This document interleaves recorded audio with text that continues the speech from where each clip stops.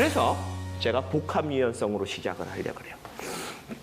복합유연성은 뭔가 하면 심리적인 특성인데요. 양극적이고 어떤 직선적인 것을 잘 인식을 안 하고 모든 것을 순환적이고 복잡한 복합적인 관계로 인식하려고 그런다. 이렇게 생각하시면 돼요. 제가 이렇게 직선 위에 서 있다고 한번 생각을 해보세요. 직선 위에 서 있으면은 저보고 여러분들이 오른쪽으로 갈래, 왼쪽으로 갈래 물어보신다 그러면 제가 이렇게 고민을 하다가 오른쪽으로 갈래 한다라고 생각을 해보죠. 그래서 오른쪽으로 걸어가기 시작해요. 직선을 따라서. 오른쪽으로 걸어간다는 얘기는 뭐예요? 무조건 왼쪽에서 멀어진다는 거예요. 오른쪽으로 걸어가면서 왼쪽으로 가까워지는 방법은 없습니다. 왼쪽으로 가고 싶으면 여러분들은 돌아야 돼요. 그래서 반대쪽으로 걸어가는 수밖에 없습니다. 이게 직선적 사고예요, 일종의. 그런데 여러분들이 원 위에 서 있다고 한번 생각을 해보세요. 원 위에 서 있어요. 그래서 여러분들이 저한테 물어봐요. 오른쪽으로 갈래? 왼쪽으로 갈래? 그럼 제가 이렇게 보다가 오른쪽으로 갈래요. 그래서 오른쪽을 원을 따라서 걷기 시작했어요. 자, 그러면 이건 왼쪽에서 멀어지는 걸까요? 왼쪽으로 걸어가고 있는 걸까요? 왼쪽으로 가고 있죠. 모르죠. 그렇죠? 네. 어느 시점까지 멀어지는 것 같은데 어느 시점에 가면 결국 만날 거라는 생각이에요. 이 얘기는 뭔가 하면 우리나라 사람들은요. 뭘 하나를 얻기 위해서 뭘 잃어버리고 이걸 하려면 저걸 해야 된다. 이런 걸 별로 좋아하지 않아요. 이게 복합 유연성이에요. 실제로 심리학 실험을 이제 조사 같은 거를 해보면요. 여러분들도 뭐 설문조사 이런 거 해봤죠. 무슨 제품에 대해서 어떻게 생각하냐, 요즘 뭐 정치인에 대해서 어떻게 생각하냐 이런 거 많이 물어보는 거 있을 텐데 보통 그런 거 물어볼 때 어떻게 물어보나 하면 이렇게 너 이 사람에 대해서 어떻게 생각하냐 그러면 좋다, 싫다. 아니면 여러분 스스로의 지금의 감정에 대해서 물어본다. 그러면 나는 슬프다, 기쁘다. 뭐 이런 식으로 만든 설문지를 많이 썼어요. 이걸 서구에서 하면요. 서구 사람들은 극단적인 데다가 답을 잘해요. 왜냐하면 자기는 기뻐. 그럼 슬프지 않다는 얘기예요. 기쁨의 반대말이 슬픔이라는 걸 잘 받아들여요. 그냥 좋아. 싫지 않다는 얘기예요. 그러니까 싫은 거에 반대말이 좋다는 걸 잘 받아들여요. 근데 이런 조사를 하면 한국인의 특징이 뭔가 하면 답이 가운데로 몰려요. 한국 사람들. 뭐 좋기도 하고 뭐 싫기도 하고 또 너무 슬프다 보면 또 기쁜 것도 생각이 나고 뭐 이런 식으로 자꾸 대답을 하고. 그러니까 한쪽으로 하나를 버리고 한쪽으로 간다는 거에 별로 익숙하지 않아요. 뭘 얻기 위해서 뭘 잃어버린다는 인식을 잘 못해요. 대표적인 예가 뭔가 하면 이거예요. 눈물 젖은 깍두기. 여러분들 중에 눈물 젖은 깍두기 드셔보신 적 있으세요? 별로 없으실 텐데 저는 먹어봤어요. 그게 뭔가 하면 2015년에 제가 이제 연구년이었기 때문에 일본에 가서 있었습니다. 거기서 이제 혼자 이제 날마다 뭐 하나 사다 먹고 뭐 이러고 나가서 사 먹고 그러다 이제 지겨워서 이제 한국 음식점을 찾아 나서기를 시작했어요. 근데 이제 제가 있는 동네가 그렇게 번화가가 아니라서 한국 음식점이 없더라고요. 그래서 어쩌냐 이러면서 그 돌아다니다가 우연히 한 고깃집인데 한국 음식을 해요. 그러니까 몇 개의 메뉴가 있어요. 너무너무 반가운 거예요. 거의 뭐 산삼을 캔 거예요. 그래가지고 우와 이러면서 들어가서 앉아가지고 메뉴를 봤는데 곰탕이 있어요. 야 너무너무 반가운 거예요. 이런가 하면 싸요. 한 6,500원 뿐이 안 해요. 환율도 좋았고 그래서 곰탕을 시켰어요. 그랬더니 처음에 이제 곰탕이 나오면서 갖고 오는데 한 요만한 새끼손가락 요만한 김치 3쪽을 줘요. 곰탕을 먹기도 전에 3개를 다 먹어버렸어요. 이러고 나니까 여러분들 곰탕이나 설렁탕 이런 거 김치 없이 드실 수 있어요? 못 먹죠. 그러니까 당연히 불러가지고 여기 김치를 좀 더 주세요. 그랬는데 김치를 사야 된대요. 돈 달라 그러죠. 네. 그래서 사겠다. 얼마냐? 그랬더니 3,500원이래요. 그래도 시켰는데 곰탕보다 비싼 김치를 먹을 순 없잖아. 그러니까 더 시킬 수는 없는 거예요. 이거 더 시키면 김치만 7,000원이에요. 그러니까 그 요만한 깍두기를 반씩 나눠서 그 먹을 때 눈물 젖은 깍두기 안 먹어본 사람은 인생을 얘기하면 안 돼요. 맞습니다. 그런데 우리나라에서 곰탕이나 설렁탕 집에서 그렇게 장사하면 장사될까요? 안 되죠. 우리나라는 어떻게 해요? 옆에 김치가 있죠, 그렇죠? 아니 김치통이 있어요. 예? 거기서 뭐 갖다 달라 이런 것도 귀찮아요. 그냥 마음껏 먹고 싶은 만큼 먹는 거예요. 근데 이 김치를 먹고 싶은 만큼 넉넉히 준다는 얘기가 뭔가 하면 김치를 평균보다 적게 먹는 사람이 평균보다 많이 먹는 사람 값을 내고 있는 거예요. 아하. 설렁탕이나 공탕집이 주인이 바보가 아닌 이상은 사람들이 최소한 평균적으로 먹는 김치 양에다가 맞춰서 가격을 설정할 거 아니에요. 그런데 우리 사회에서는 그 김치를 보통 공짜라고 생각을 해요. 아, 이건 당연히 주는 거, 네. 마음껏 먹는 거. 이 세상에 마음껏 먹는 게 어디 있어요? 이게 뭐예요? 원적 사고예요. 뭘 하나 얻으면 뭘 하나 잃어버린다는 생각이 약해요. 그러니까 우리나라의 특징 중에 하나가 뭔가 하면 밥보다 반찬이 중요해요. 우리나라 사람들은 밥집에 갔을 때 반찬, 그걸 굉장히 따져요. 근데 밥집이잖아요. 반찬집이 아니라. 일본에 가면요, 밑반찬이 별로 없어요. 맞아. 밑반찬이 없는 대신 밥에다가 집중을 하는 거예요. 우리나라는 밑반찬이 많아야 돼요. 모든 걸 밑반찬이 결정해요. 근데 솔직히 얘기해 보세요. 똑같은 값을 받고 밑반찬이 좋다는 얘기는 뭐예요? 메인이 후지다는 얘기예요. 땅 파서 장사하는 거 아니잖아요. 하나를 얻으면 하나가 잃는 거. 이게 우리나라 사람들이 잘 안 돼요. 왜냐? 그 복합 유연성 때문에. 왜 이러야 되냐는 거예요. 이것도 하고 저것도 하고 얼마나 좋냐? 라고 생각하는 거예요. 이게 뭐예요? 이왕이면 다홍치만. 일본에 가면은 지하철 같은 거 타면요, 빈자리가 있어도 안 앉는 사람이 되게 많아요. 왜 그러냐? 제가 하도 이상해서 일본 교수한테 물어봤어요. 저하고 친한 일본 교수한테. 일본 사람들이 전철에 앉아야 된다고 그러는데 우리도 앉아. 아니, 저렇게 빈자리가 있는데 안 앉잖아. 아니, 그냥 서서 가면 되지 뭐. 전철은 원래 서서 가는 거야. 앉으면 좋은 거지만 앉아야 하는 게 아니잖아. 이미 버스나 전철을 타겠다는 결정을 하는 순간 나는 서서 가겠다는 거를 감수한 거라는 거예요. 우리나라는 어때요? 전철이 들어오면 매 눈으로 쳐다보잖아요, 여러분. 문이 쓰자마자 뛰어가고 있는데 까만 봉지가 날라온다고. 그러면 이왕이면 다홍치마요. 이 세상에 이왕이면 다홍치마가 어디 있어요? 다 돈 낸 거지. 내가 안 내면 누가 낸 거예요? 다른 사람이 낸 거예요. 근데 한국 사람들은 이 뭘 얻기 위해서 잃어버린다는 인식이 좀 약하니까. 그러니까 자꾸 가능하다고 생각을 하는 거예요. 20세기에 한국이 세계 최초로 발명한 게 별로 없다 그랬는데요. 그중에서 최고의 발명품을 뭐라고 생각하나 하면 저는 이거라고 생각해요. 여러분들. 짬짜. 짬짜면 드셔보신 적 있으시죠? 아, 다 먹었죠. 자주 먹습니다. 이거 드시지 마세요. 이거 드시지 마세요. 아주 비극적인 상품이에요. 이게 왜 비극적인 상품인가 하면 이 식사가 내 인생의 마지막 식사 같은 거예요.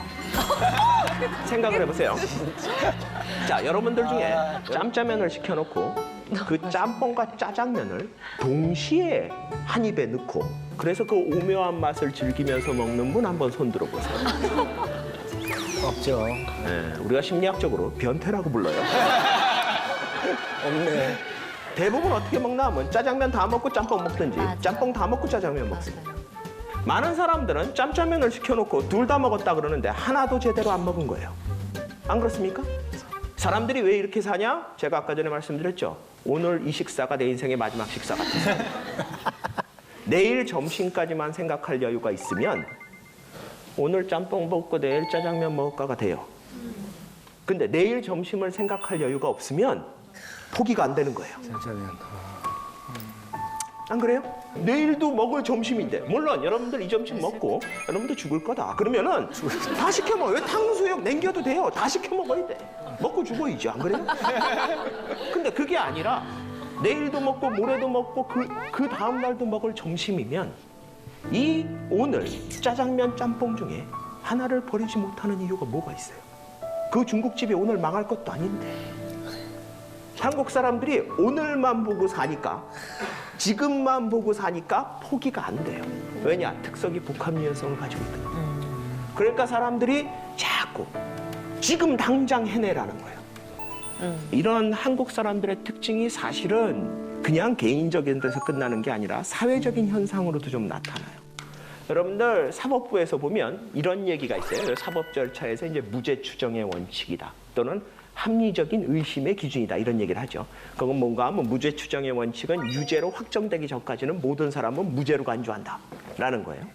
합리적인 의식의 기준은 뭔가 하면은 사실 판사나 검사나 거의 대부분의 사법 판단의 경우에 실제로 진범이 누군지는 모릅니다.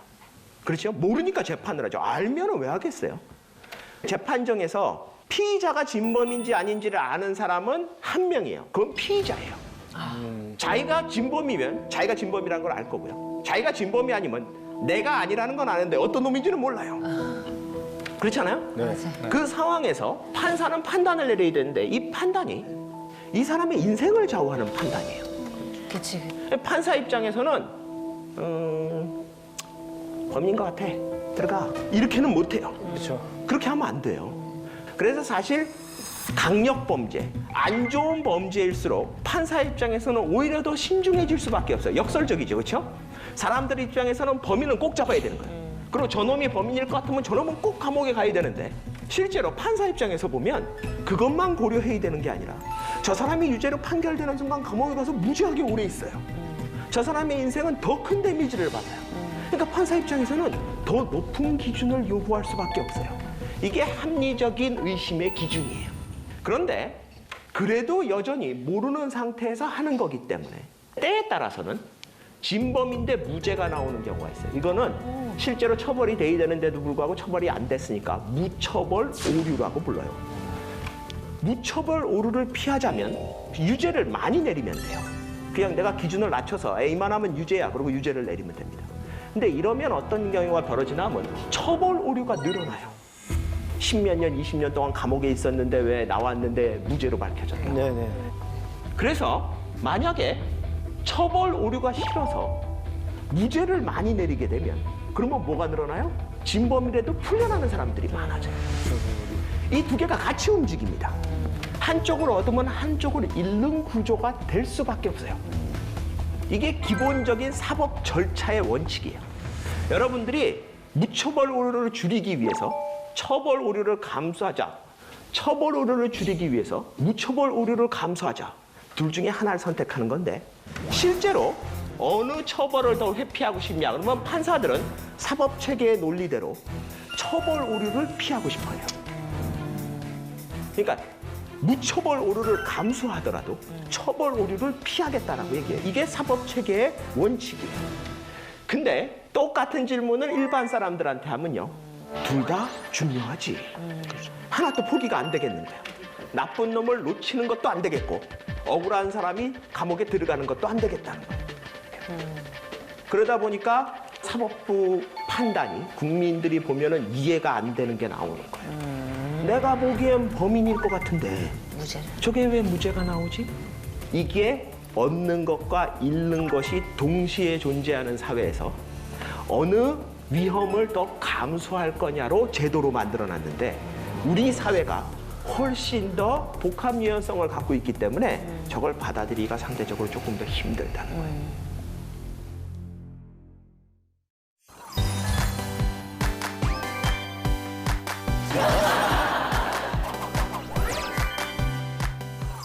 여러분들 바닷가에 가시면은 해수욕도 하시고 바다에 들어가서 뭐 물장구도 치시고 노시고 그러시죠? 네. 네? 저는 절대 바다에 안 들어갑니다. 저는 바닷가에 가도요. 저는 그냥 물 밖에서 구경해요. 저도 그래요. 네. 이천수 씨는 왜 안 들어가세요? 전 물이 원래 무서워요. 물이 무서워서. 네. 저는 상어를 무서워해요. 저는 상어를 무서워해요. 언제부터인지 모르겠는데 아마 어렸을 때 그 상어 나오는 영화를 보고 너무 충격을 받았는지 그다음부터 바닷물에는 안 들어가요. 그 대신 저는 이제 민물에 들어가요. 수영장 이런 데. 여러분들 많은 사람들이 바다에 들어가서 자기가 해수욕을 할 때 상어에 물릴 거라고 상상 안 해요. 아, 맞아. 그렇죠? 절대. 그리고 여러분들이 상어에 물릴 확률에 대해서 계산하지 않지만 실제로 여러분이 바닷가에 가서 해수욕을 하고 있을 때 상어에 물릴 확률이 0일까요? 0이 아닐까요? 아니겠죠. 0은 아니에요. 그렇죠. 엄청나게 낮겠지만 네. 0은 아니에요. 네? 여러분들은 시원한 바닷물을 즐기기 위해서 그 위험을 감수하는 거예요. 근데 물릴 생각을 안 하고 바다에 가서 놀다가 만에 하나 상어에 물리면 자기 너무 억울하다 그럴 거예요. 그럼 제가 한번 물어보고 싶어요. 바다에 상어가 사는 걸 아셨습니까? 네. 상어가 사람을 무는 걸 아셨습니까? 네. 근데 상어에 물릴 확률을 몰랐다고요? 그러면 몰랐어요. 너무 억울해요. 그리고 마지막에 뭐라 그래요? 정부는 뭐 한 거야 그래요. 정부가 상어 잡으러 다녀요? 맞아요. 아, 이건 뭔가 하면 자기가 뭔가를 얻기 위해서 무슨 리스크를 감수했는지, 무슨 위험을 자기가 감수했는지를 모르면 나중에 나쁜 일이 벌어지면요, 억울해져요. 또 억울한데? 왜냐? 자기가 그건 감수한 적이 없거든요. 그러면 누구를 찾아야 돼요? 이건 누군가 뭐 잘못한 놈이 있다는 걸 찾아야 돼요. 그러니까 뭔가 잘못된 거야. 내가 그 리스크를 감수한 게 아니라. 가끔 가다가 서핑을 하다가 상어에 물리는 사람이 뉴스에 나와요. 있죠. 예. 네, 저는 그런 소식을 들을 때마다 보람이 있습니다. 물론 아프겠다, 안타깝다. 근데 그런 사람들 중에 가끔 상어에 물리고 나서 여러분들 생각해 보세요. 서핑을 하다가 상어에 물려서 팔을 잃어버렸어요. 다리를 잃어버리고 뭐 이런 일을 경험했다. 그러면 여러분들 바다로 다시 돌아가시겠어요? 안 가죠. 안 돌아가죠. 대부분에서 못 돌아가죠. 그 사람들은 돌아가요. 돌아가서 뭐라 그러냐? 원래 서핑은 위험한 운동이에요. 그 위험은 감수하고 가는 거예요. 자기가 운이 없어서 아, 상어한테 물리긴 했지만 그렇다 그래서 서핑의 위험도가 올라간 것도 아니라는 거예요. 원래 그 전에도 감수했고 앞으로도 감수할 수 있다는 거예요. 그러면 가는 겁니다. 그러면 덜 억울한 거예요. 사실은 이게 바로 공정한 세상이에요. 사람마다 자기가 감수한 위험만큼 나쁜 일이 벌어지고 그만큼 혜택을 받으면 돼요. 실제로 우리나라 사람들이 하나만 보고 달린다는 얘기는 뭔지 아세요? 나머지 다 포기하고 있다는 얘기인데 그걸 그렇게 인식을 못 한다는 거예요. 그거의 가장 대부분이 뭐예요? 우리나라의 입시 대조와 교육이에요. 우리나라 사람들은 착각해요. 국영수를 잘하면 인성이 좋아질 거라고 생각해요. 솔직히 확률적으로 보면 인성이 좋은 애가 그냥 국영수를 좀 잘하는 거예요. 왜냐? 인성이 좋은 애는 부모가 시키는 대로 잘 따라하거든요. 사회가 시키는 대로 따라할 가능성이 높아요. 사고를 칠 확률이 조금 적어요. 그러면 성적이 좋은 거예요. 사실은 성적이 좋고 인성이 좋은 애를 그 공부만 안 시켰으면 인성이 훨씬 좋았을 거예요. 하루에 10몇 시간을 공부를 하면서 인성이 좋아질 거라고 기대하는 것 자체가 미친 거예요. 우리는 전 세계에서 가장 뛰어난 아이들을 길러내고 있지만 공부의 측면에서는, 학습의 측면에서는. 그런데 걔네들이 그걸 공짜로 얻었을 리가 없잖아요. 그럼 뭐가 포기된 걸까요? 당연히 부모의 돈이에요, 첫째. 부모가 갖고 있는 모든 돈이 거기 들어갔고요. 둘째 뭐예요? 아이의 행복, 시간, 거기에 더 중요한 건 뭐예요? 인성이에요. 지금 대한민국이 여전히 그런 식으로 교육을 시키고 있다는 얘기는 뭔가 하면 내가 잃어버리는 게 뭔지가 더 많아지고 있는데도 그거에 대한 인식이 약하기 때문에 그게 가능한 거예요. 또 우리가 잘 놓치고 있는 구석들이 많아요. 우리 인간은 어떤 사람, 어떤 존재일까요? 라고 할 때 대부분 이 질문의 이면에는 뭐가 숨어 있냐면 우리 인간이 뭘 제일 좋아하고 우리 인간이 어떻게 하면 행복하고 우리 인간이 어떻게 하면 좋을까? 좋을까와 행복한 거 위주로 살아갑니다. 근데 재밌는 건요. 심리학자들한테 물어봤을 때 인간이 뭘 좋아하느냐만 가지고요. 대답이 좀 갈려요. 그 다른 우리나라 심리학자들 중에 행복에 관련된 인간이 뭘 제일 좋아하느냐 이거 관련된 연구하는 분 중에 되게 유명한 분 한 분이 인간이 제일 행복할 때가 언제느냐 관점과 마음이 바뀌어서 새로운 깨달음에 도달할 때래요. 근데 또 행복을 연구하는 또 다른 심리학자 한 분이 이렇게 얘기하세요.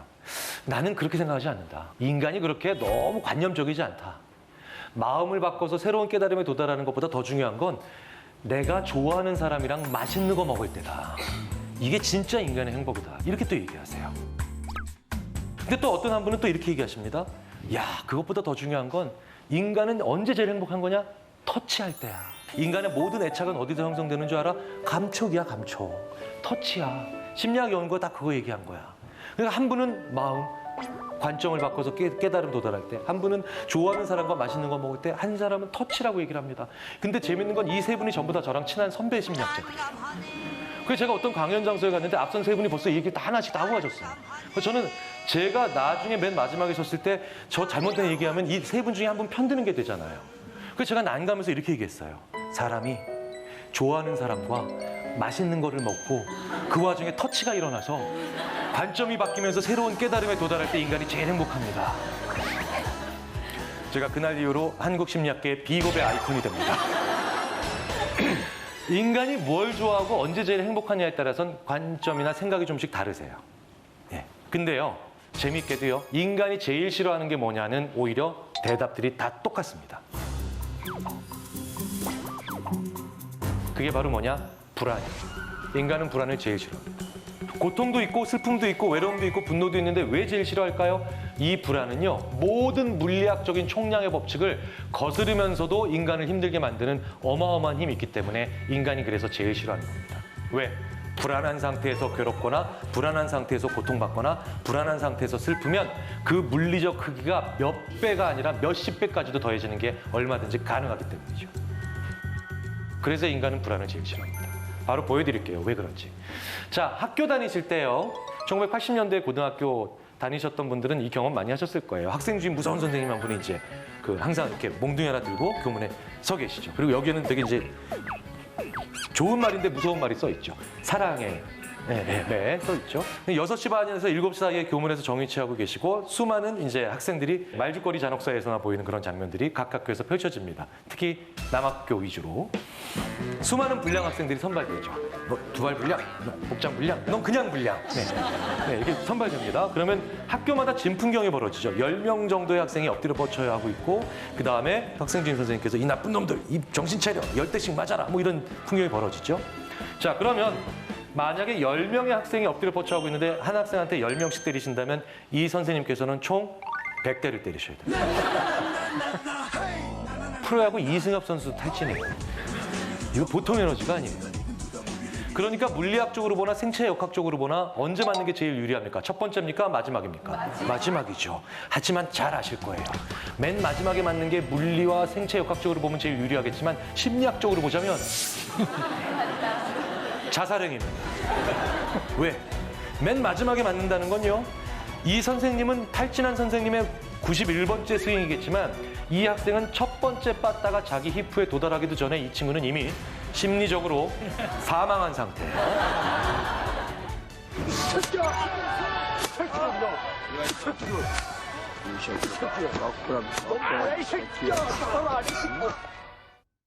열 번째 맞는 아이는 이미 90회에 귀곡산장의 비명소리를 들은 거예요.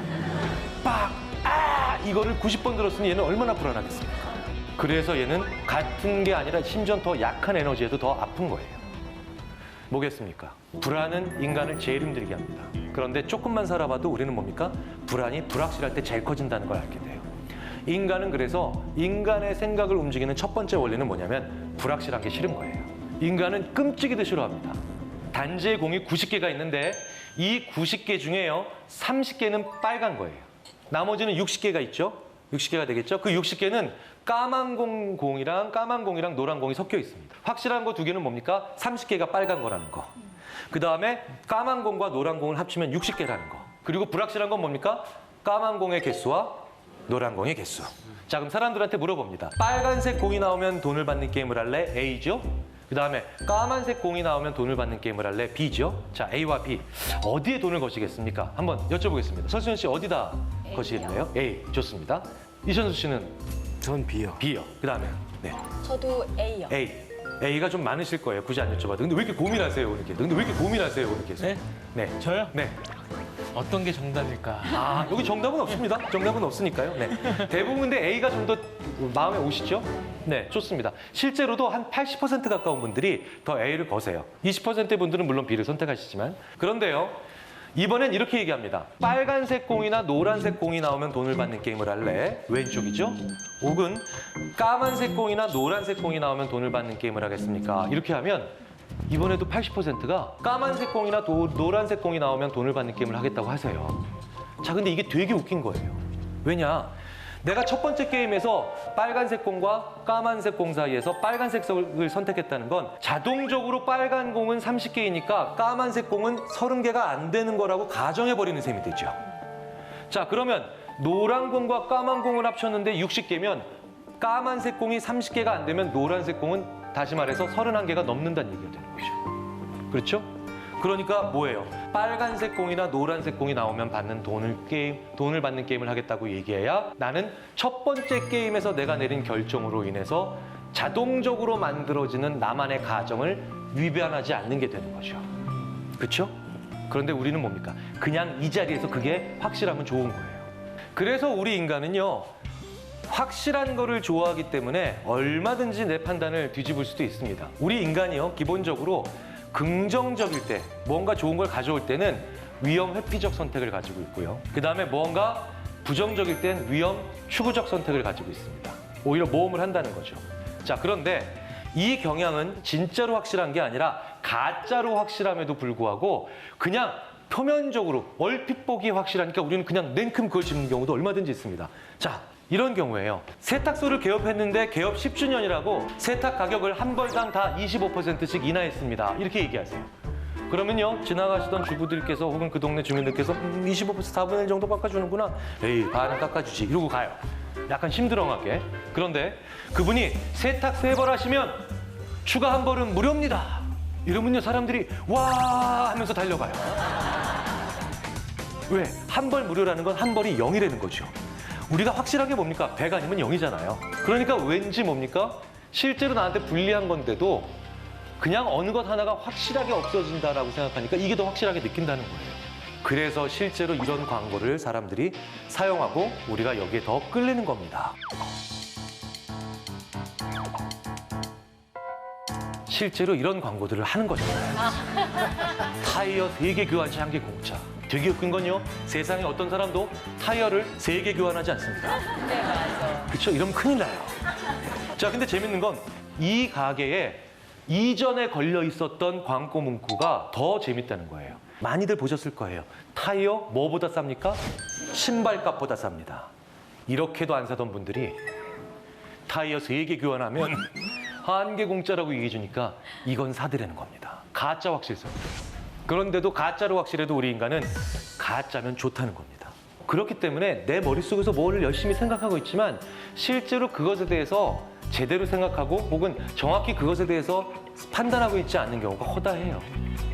우리가 하는 생각 중에 그래서 인지적 구두쇠이고요.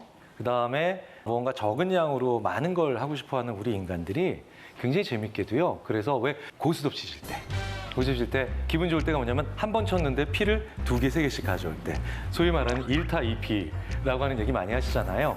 우리가 그런 것도 되게 많아요. 생각은 한 종류를 해놓고 2가지나 3가지의 생각의 결과가 나올 수 있을 거라고 생각하는 경향이 굉장히 많거든요. 그중에 대표적인 게 뭐냐면 후회하지 않으면 만족할 수 있을 거다라고 하는 착각이에요. 그게 거짓말입니다. 그건 틀린 거예요. 왜냐? 우리 머릿속에서요, 후회를 담당하고 있는 프로세스랑 만족이라고 하는 거를 담당하고 있는 뇌 영역이 전혀 다릅니다. 완전히 독립적이에요. 보통 언제 후회하시나요? 뭐 예를 들어서 김상윤 씨는 언제 보통 후회하시나요? 저는 네. 이럴 때 상당히 좀 고민을 하죠. 네. 짜장면 집에 갔는데 네. 짜장면을 시켰는데 상대방이 짬뽕을 시켰을 때. 그렇죠. 네.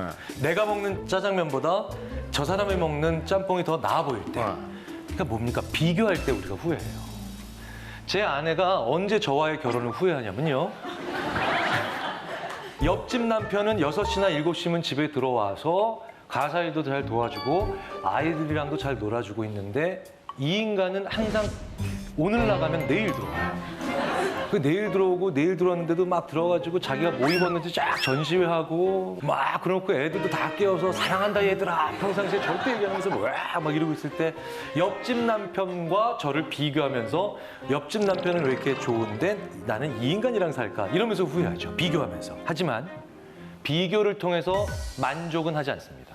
무슨 얘기냐? 옆집 남편이 6시에 들어온 자상한 남편이 아니라 옆집 남편이 사이코패스예요. 뭐 아니면 옆집 남편이 사업만 하면 1년에 20억씩 빚을 져요. 그렇다고 해서 그 남편을 보면서 저와의 결혼을 행복해하지는 않습니다. 저의 결혼을 안심할 뿐. 내가 저런 놈이랑 결혼 안 했으니 그나마 다행이다. 그렇죠? 만족은 언제 느끼나요? 일단 제가 잘해야 돼요. 잘해야 돼요. 그러니까 뭐냐면 비교로부터 얻어지는 게 후회고 그 대상으로부터 직접 받는 게 만족입니다. 자, 그러니까 비교, 어떤 일을 막아내기 위하거나 어떤 일을 책임을 다한다는 건 비교가 되는 일이에요. 어떤 사람에 비해서 책임감이 없다, 어떤 사람에 비해서 자기의 임무를 완수하지 못한다. 이렇게 비교에 민감해서 책임과 의무만 다하는 후회 없는 삶만 살다 보면 어느 순간에 가서 만족이라는 게 없는, 새로운 행복이라는 게 없는 삶을 살 수도 있는 겁니다. 우리가요, 후회 없는 삶을 따로 살아야 되고요. 만족을 위한 삶은 또 하나 또 살아야 됩니다. 그러니까 우리가 두 마리 토끼를 다 잡아야 돼요. 그런데 우리가 이런 얘기 많이 하잖아요. 후회 없는 삶을 살면 만족한다. 후회 없이 살면 행복하다. 착각입니다. 이건 긍정적 착각이 아니라 인지적 구두쇠가 만드는 또 다른 중요하고 우리가 하지 말아야 될 착각이죠.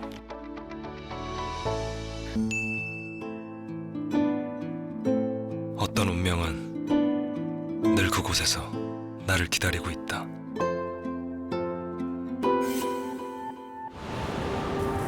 낯설게 그러나 강렬하게 하이브리드의 대담한 반전.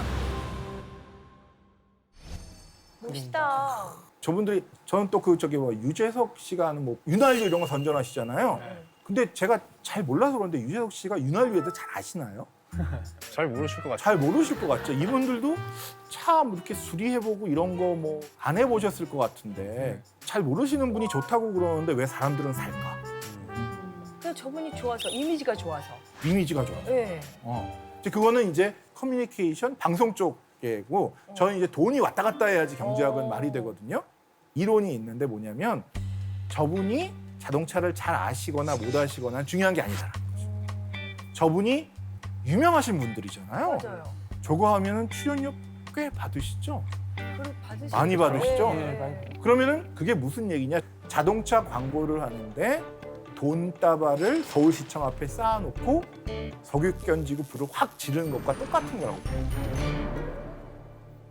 왜냐하면 이 광고를 봤을 때 와, 저 회사가 저 광고에 돈 엄청 썼네 맞아요. 라고 하는 거는 무엇을 의미해요?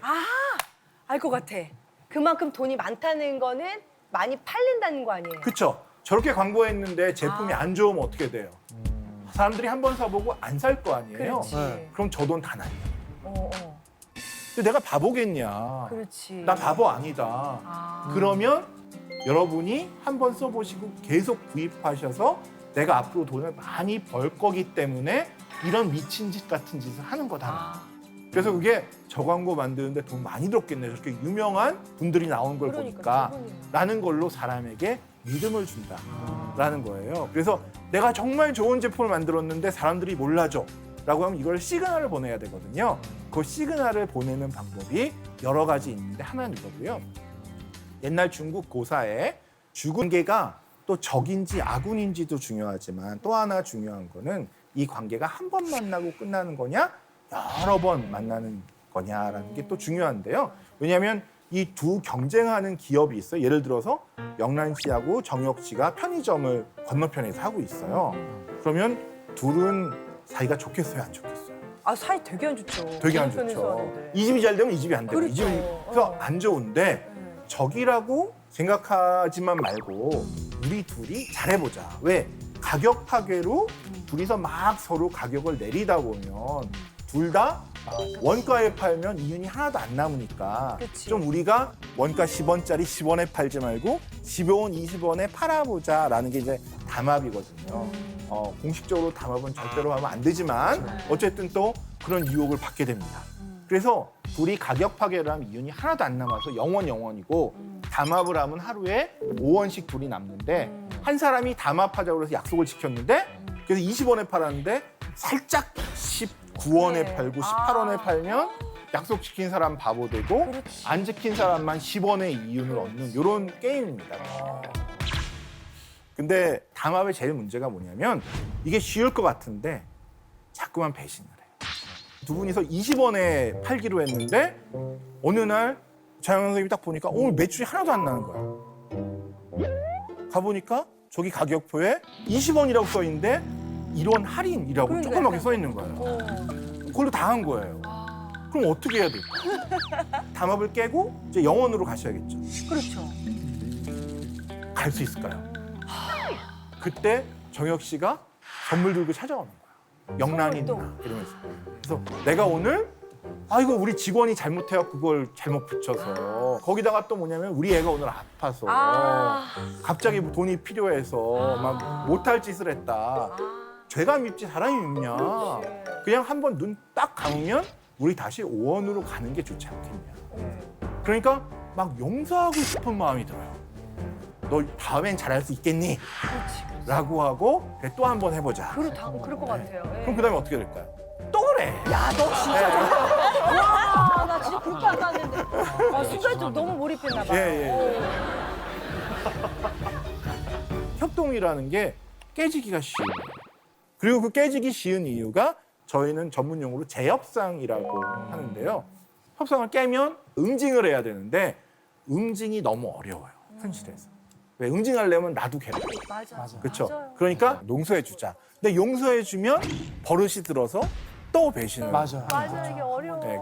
그래서 되게 웃긴 게 여러분 마피아들이 뭘 해서 돈을 벌죠? 암거래, 마약, 마약. 네. 또 도박, 청고래, 총. 뭐 이런 거에서 벌죠. 근데 마피아에 그런 거 말고 주요수 2번이 또 하나 있어요. 그게 뭐냐면 담합이에요. 솔지 씨하고 하석진 씨가 담합을 하게 큰 회사가 담합을 하기로 했는데 이게 자꾸만 배신을 하는 거예요. 그래서 그때 마피아가 딱 와서 뭐 문제 있으시면 저희가 해결해 드릴게요. 그래서 우리는 담합에 커미션을 먹는 거예요. 그 수수료를.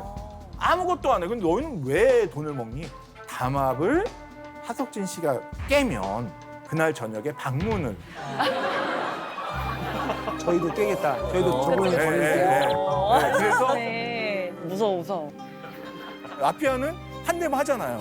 아, 그렇죠. 네, 그러니까 내가 오늘 뭐 우리 애 분유값이 필요해서 하려고 그러다가도 아유 그래도 애가 아빠 없이 자랄 수는 없잖아요. 네, 그러니까 이제 참고 안 하게 되는 거죠. 네, 그래서 우리가 분석했을 때 협력을 유지하는 거는 자비로운 마음이 아니라 잘못에 대해서 가차없이 응징을 하는 이런 태세가 갖춰져야지 협력이 오히려 가능하다. 이런 저희가 결론을 내고 있습니다. 예.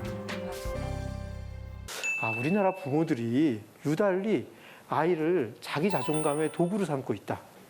그래서 A 성공을 통해서 내 만족을 얻으려는 부모들이 많다 보니까 이게 제대로 안 되고 있는 거다 이런 얘기를 하는 것 같아요. 사실 좀 일면 맞는 면이 있죠. 우리나라는 이런 게 있어요. 애들이 초등학교를 가게 되면 애가 반장이면 엄마는 뭡니까? 반장 엄마. 네, 반장 엄마. 애가 회장이면 회장 엄마로 딱 이제 어깨를 또 피고 목을 이렇게 딱 세우고 갈 수가 있어요. 초등학교 고학년 되면 또 반장 회장 엄마도 안 중요합니다. 그때 되면 성적 좋은 애들 엄마가 중요해요. 한 번은 제 그 학교 동창인 친구가 전화를 했어요. 그 친구는 큰 대학병원에서 지금 교수로 일하고 있는 여교수인데 그 전화를 해가지고 자기가 일생일대 이렇게 무시받아 본 적이 없다는 거예요. 그래서 뭘 무시를 받았냐 그랬더니 자기가 오늘 학부모회를 갔는데 학부모회에서 자기가 뭔가 말만 하면 말을 끊고 들어오더라는 거예요. 얘기를 열심히 안 듣대요.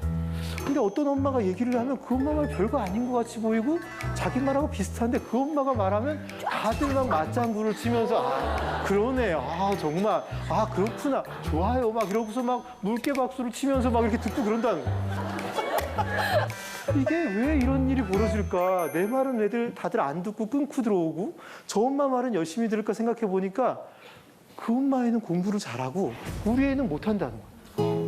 공부 잘하는 애 엄마가 말하면 발언권이 세지고 공부 못하는 애 엄마가 말하면은 저 엄마 말하는 건 별로 쓸모없다 이렇게 듣는다는 거예요. 그래서 그 친구 입장에서는 뭐 좋은 대학 나와서 지금 대학병원 교수로 있으니까 무시받아 본 적이 없겠죠. 근데 일생일대의 무시를 받았다고 저한테 전화해가지고 어떻게 하면 우리 애도 공부 잘하게 할 수 있냐. 그래서 제가 그런 방법은 없다, 끊어라 이렇게 끊었는데 어쨌든 그 친구가 이렇게 그렇게 느끼게 되는 그런 느낌이 있죠. 우리가 애가 공부 잘하면 뭔가 부모가 대단히 잘해서 잘하는 거고 애가 좀 못하면 부모가 뭔가 못 가르쳐서 저런 게 아닌가 하고 우리는 좀 바라보는 시각이 있어요. 사실 실제로는 그렇지 않습니다. 제가 병원에 있다 보면 참 문제가 많이 있어가지고 저를 찾는 친구들을 제가 만나지 않겠습니까? 아마 사회적으로 그런 아이들을 보면 다들 이렇게 손가락질할지도 모르겠어요. 저 엄마 아빠가 교육을 어떻게 시켜서 가정교육이 엉망이니까 이렇게 생각하는 분들이 있을 텐데 제가 그 부모들을 만나잖아요. 제가 그 부모들을 만나면 부모들 멀쩡하고 훌륭한 사람들이 많아요. 아니 부모님 문제가 아니다. 얘가 이런 거는 부모님 문제가 아니라 얘가 그냥 이렇게 갖고 태어난 거다. 그래서 우리가 잘 도와줘야 된다. 그러면 아니라는 거예요. 제가 잘못 키워서.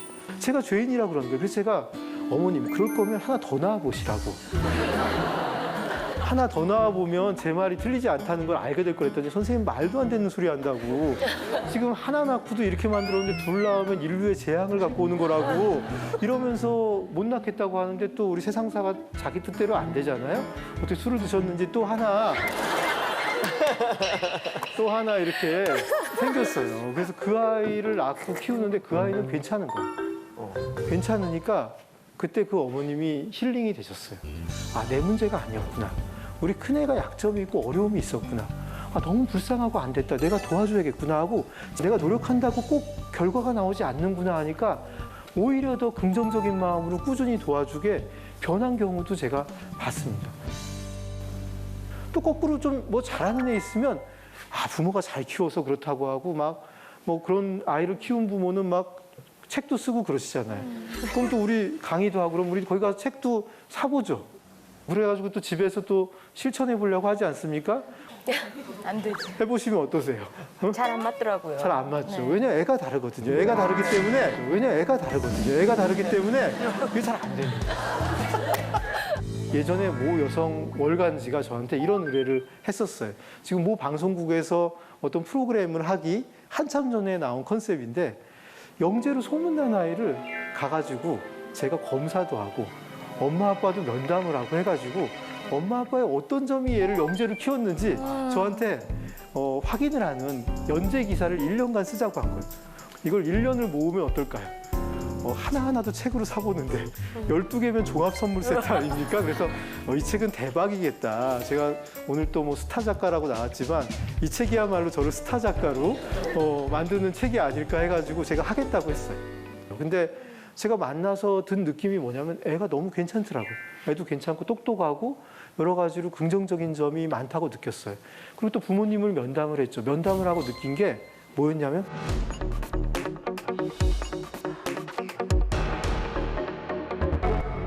누가 키워도 이렇겠구나 하는 결론에 도달했어요. 누가 키워도 이렇겠구나. 타고났군요. 아이가 똑똑한 요소도 생각보다 애가 갖고 태어난 부분이 사실은 많습니다. 근데 우리는 꼭 마치 부모가 잘해서 애가 이렇게 된 것처럼 생각하고 싶어 해요. 그래서 제가 그 프로젝트를 접었어요. 어찌 보면 별로 영향이 없는 거예요. 그래서 가끔 보면은 어떤 부모들은 그러죠. 애가 좋은 학교 갔는데 나는 뭐 해준 게 없어요. 뭐 거짓말일까요? 숨어서 다 했어. 이렇게 생각할지 몰라도 진짜 안 한 경우가 많아요. 예전에 제가 백인의 여자라는 프로그램을 진행한 적이 있어요. 제가 너무 궁금해서 여쭤봤어요. 거기 이제 매번 100분의 이제 여성분들이 오시는데 만약에 여러분의 부모님들이 좀 더 신경 쓰고 노력을 해줬더라면 지금의 내 모습이 지금보다 나아졌을 거라고 생각하시는 분들을 한번 눌러봐 주세요. 그랬더니 84분이 눌러주신 거예요. 제가 그때 그래서 엄청 충격을 받았었거든요. 근데 아마 그런 생각들 때문에 내가 내 아이한테도 자꾸 그런 생각이 나는 건 아닐까. 그게 아주 전형적인 패자부활전 심리예요. 이게 누가라는 게 이 패자부활전 심리를 자극하는 게 있습니다. 내가 그때 정신을 좀 차렸다면, 내가 그때 정신을 차렸으면, 우리 부모님이 나를 그때 좀만 더 밀어줬으면 내가 지금 이 모양 이 꼴로 이 인간하고 살지 않을 텐데 뭐 이런 여러 가지 생각, 뭐 이런 생각들을 우리가 해요. 이런 생각들을 하다 보니까 내가 우리 애만은 정신도 차리게 하고 적극 밀어줘가지고 이 상황에서 벗어나게 하겠다는 이 패자부활전 심리가 자극이 돼요. 근데 이 패자부활전에 올라갈 때 마음이 어떨까요? 한 번만 떨어지면 이제 탈락이잖아요, 영원히. 그러니까 죽기 아니면 까무라치기로 아주 그냥 이기고 싶은 열망이 엄청 높고요. 혹시 지지 않을까 하는 두려움도 굉장히 큽니다. 응? 문제는 이게 뭐냐면 이 패자부활전의 선수가 누구냐? 선수가 누구겠어요? 애죠. 아이가 선수예요. 부모는 그냥 코치밖에 안 되고 선수는 애인데 선수인 애는 무슨 생각을 하고 있을까요? 할 것 같... 나한테 나한테 이거 왜 이래? 뭐 이런 다양한 게 있지만 왜 나한테 이러지? 그렇죠. 사실 나한테 왜 그래 하는 생각도 있지만 사실 아무 생각이 없어요. 아무 생각이 없어요. 애들은 그냥 세상을 경험한 적이 없기 때문에 어느 날 지구별에 떨어져서 하루하루 살아가고 있는 상태인데 부모는 단 한 번도 질 수 없다. 이번엔 꼭 이기고 말겠다는 열망이 큰데 애는 이게 시합인지 뭔지도 모르고 그냥 왔다 갔다 하고 있으니까 부모는 이게 얼마나 중요한데 하다 보니까 이 눈높이 차이에서 수많은 갈등이 벌어지고 있는 상황입니다. 애가 자기 인생이라는 차를 몰고 한 80년, 90년을 살아가야 돼요, 이 차를. 그 운전석에 누가 앉아 있냐면 애가 앉아 있습니다. 부모는 어디 앉아 있을까요? 조수석에 앉아 있죠. 조수석에 앉아서 아이한테 가르쳐 줄 게 참 많아요. 근데 이제 애가 운전하는 꼴을 보면 좀 한심해요. 내 입장에서 보면 한심하기 이를 데가 없죠. 이게 아닌데 하는 생각이 드니까 야야 그게 아니지. 아주 제대로 해봐. 너 그게 뭐야 하고 아이한테 자꾸 뭐라고 합니다. 그러다가 영 안 될 때는 이제 핸들도 내가 잡습니다. 핸들도 잡았다가 막 다리 집어넣어가지고 브레이크도 밟고 엑셀레이터도 밟고 막 이러면서 내가 운전하듯이 이제 운전을 해가요. 그렇게 되면 이제 운전수는 어떤 걸 하게 될까요? 둘 중에 하나일 것 같아요. 하나는 첫 번째는 뒤로 물러납니다. 나는 운전할 능력이 없으니까 당신이 알아서 하세요 하고 이건 당신의 차입니다 하고 뒤로 물러나서 시키는 것만 겨우겨우 하는 상태가 됩니다. 그러면 이제 부모들은 답답해하죠. 아우 애가 도대체 뭐 하려는 의지가 없어요. 좀 자발적으로 하려는 의지가 없고 동기부여가 안 돼서 미치겠어요 이래요. 이 아이가 원래 자발적인 면이 없던 아이일까요? 이 아이가 한번 2살, 3살 때를 생각해 보세요. 밖에 외출을 가면 신발을 신어야 되거든요. 엄마가 신겨주려고 그러면 내가 신을 거라고 떼쓰던 애. 엄마가 억지로 신겨주면 너무 급해서 신겨주면 다시 벗기고 내가 신겠다고 이렇게 자발적이던 아이. 하지 말라는데 올라가고 어디 가서 뭘 만지려는 이 자발성이 얼마나 강했던 아이입니까? 너는 제대로 못해. 네가 하는 건 올바른 게 아니야. 이렇게 해야지 제대로 하는 거야 하고 아이의 자존감을 누르다 보니까 애가 뒤로 물러나서 시키는 것만 겨우겨우 하는 수동적인 태도가 되거나 아니면 사이가 더 나빠지면 엄마 아빠를 조수석에서 내쫓습니다. 이건 내 차니까 내 인생은 내 거니까 나가 하고 차에서 내몰죠. 그럼 우리가 한마디 하죠. 얘가 사춘기인 것 같아요. 이렇게 한마디 하는데 사실은 이런 일이 모든 가정에서 벌어지고 있어요. 지연 씨 꿈이 뭡니까? 진짜 꿈이. 좀 허황돼도 괜찮습니까? 저는 목욕탕 주인이 되는 게 원래 꿈이었거든요. 저는 지연 씨가 굉장히 건강하다고 생각해요. 이런 꿈이 있으면 괜찮습니다. 근데 저한테 어떤 어머님이 이런 말씀하셨어요. 제 꿈이요? 제 꿈은 우리 애가 좋은 학교 가서 좋은 직장 얻어 행복하게 사는 게 제 꿈이에요. 그럼 제가 어머님한테 그러죠. 어머님 그건 애 꿈이고요. 어머님 꿈이 뭐냐고 이 목욕탕을 짓든지 뭐 하든지 어머님 꿈은 뭐냐고 물어보면 그게 왜 내 꿈이 아니냐고. 나는 그걸 위해서 오늘 하루도 굉장히 열심히 살고 있다는 거예요. 우리 애가 좋은 학교 가서 좋은 직장 얻어 행복하게 살기 위해서. 그게 왜 내 꿈이 아니냐고. 그게 왜 엄마 꿈이 아니냐면요. 좋은 학교를 못 가면 얘가 내 꿈을 깨는 거잖아요. 좋은 직장을 못 얻으면 얘가 내 꿈을 망치는 거예요. 그럼 애가 내 꿈을 깼잖아요. 내 꿈을 깨니까 애가 밉습니다. 너무너무 사랑했던 자식이 나중에 왼수처럼 되는 이유가 애를 통해서 내 꿈을 이루려는 마음을 가지고 있으면 결국은 애가 미워지는 순간이 오는 경우가 많습니다. 어떻게 아이 키우는 게 좀 행복하십니까? 아니면 부담스럽습니까? 어려워요. 어렵죠. 응? 저는 그 아들이 셋이에요. 아들 셋, 딸 둘인데 큰 아이하고 둘째 아이는 좀 뭐든 좀 잘합니다. 큰 아이는 특히 운동을 잘하고 둘째 아이는 좀 책 읽는 거 좋아하고 항상 뭐 이렇게 생각하고 연구하는 거 좋아하고 그래서 반대로 그거에 눌린 건지 이 셋째 아이가 조금 못해요. 느리고 막내이고 싶어하고 아이이고 싶어하는 마음인 것 같은데 넷째 아이가 딸로 태어난 거 아닙니까? 그리고 또 다섯째가 또 딸이 태어났습니다. 예. 여전히 뭐 이제 우리 부부의 관심은 이 딸아이한테 가는 거예요. 그러니까 얘가 점점 좀 이상한 행동을 하는 게 어리게 말을 해요. 지금 7살인데 뭐 했죠.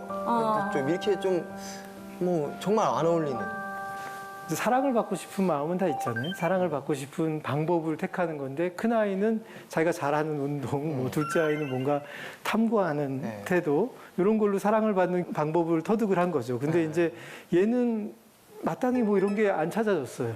근데 동생을 보니까 아기처럼 보니까 사랑을 받는 거예요. 아, 여기서 택할 방법은 아기처럼 굴며 사랑을 받는 거구나 하고 일단 택해 본 거죠. 아이 입장에서는 그래도 하지 마라. 그거 아니잖아 하니까 나한테 그래도 뭔가 쏟아지는 시간이 있다는 느낌은 이 녀석이 받는 게 있다는 생각이 들어요. 자기 입장에서는 그러면서 버티는 것 같아요. 애기 말투를 쓴다든가 애기처럼 행동하는 거는 아무런 관심을 표명하지 않는 게 좋아요. 그런 말을 해라, 하지 마라, 그런 말 보기 안 좋다, 이런 말도 전혀 하지 말고 그런 말을 하든 말든 나는 그런 말에 아무 관심이 없다는 식으로 하고 대신에 얘가 하는 조금 다른 행동, 내가 좀 보기에 괜찮아 보이는 행동을 일부러 짚어서 자꾸 얘기해 줘야 돼요. 응? 요거 때문에 칭찬도 해주고 우리 그런 남들의 미소나 남들이 알아주는 눈빛 이런 거 받고 싶잖아요. 그런 걸 받고 싶기 때문에 얘는 제가 보기에는 별도의 시간이 필요해요. 엄마나 아빠 중에 한 명이 얘를 데리고 따로 일주일에 한 번 정도 데이트를 해야 돼요. 얘한테만 집중해주는 시간. 응? 잘못된 행동을 가지고 말하는 게 아니라 보기 좋은 행동이 있을 때 반응해주는 순간, 이런 것들을 주면 또 그 아이도 자기 존재감이 그런 데서 확인된다고 생각이 들면 애기 짓은 자연스럽게 멈추지 않을까 이런 생각이 듭니다. 네. 힘내보십시오. 네, 알겠습니다. 예. 이 육아라는 게 우리가 부담을 느끼는 이유가 뭐 물질적인 이유, 그다음 시간의 문제 이런 것도 있지만 우리 심리적인 요인이 참 중요합니다. 첫 번째로는 우리가 인간은 완전성을 추구하는 심리가 있어요. 어디 빈 구석이 있으면 못 견뎌합니다. 자기 빈 구석은 잘 견디는데 애는 뭐 하나도 빈 구석이 없는 아이로 키워야 된다고 생각합니다. 아이가 조금 흠이 있으면 이것도 고쳐줘야 되고 이걸 좀 못하는 것 같으면 이것도 당장 고쳐줘야 될 것 같아요.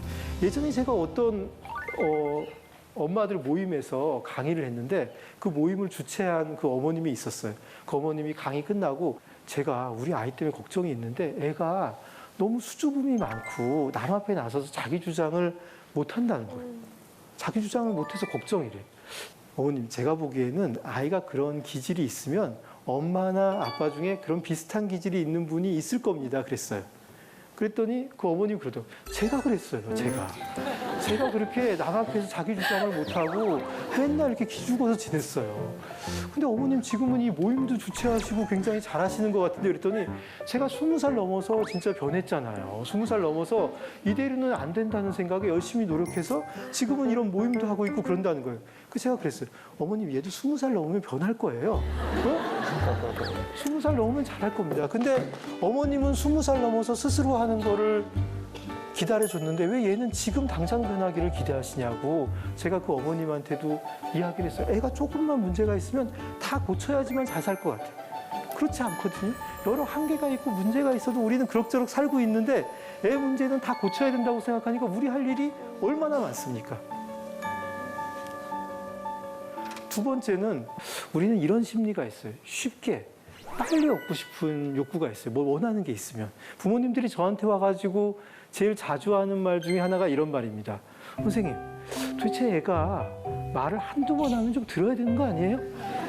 한두 번은 좀 심하다. 두세 번 하면 좀 들어줘야죠. 이렇게 얘기를 합니다. 제가 볼 때 제가 정신과 의사 20년 하면서 느낀 인간의 속성이 뭐냐. 인간의 속성은 말을 안 듣는다는 거예요.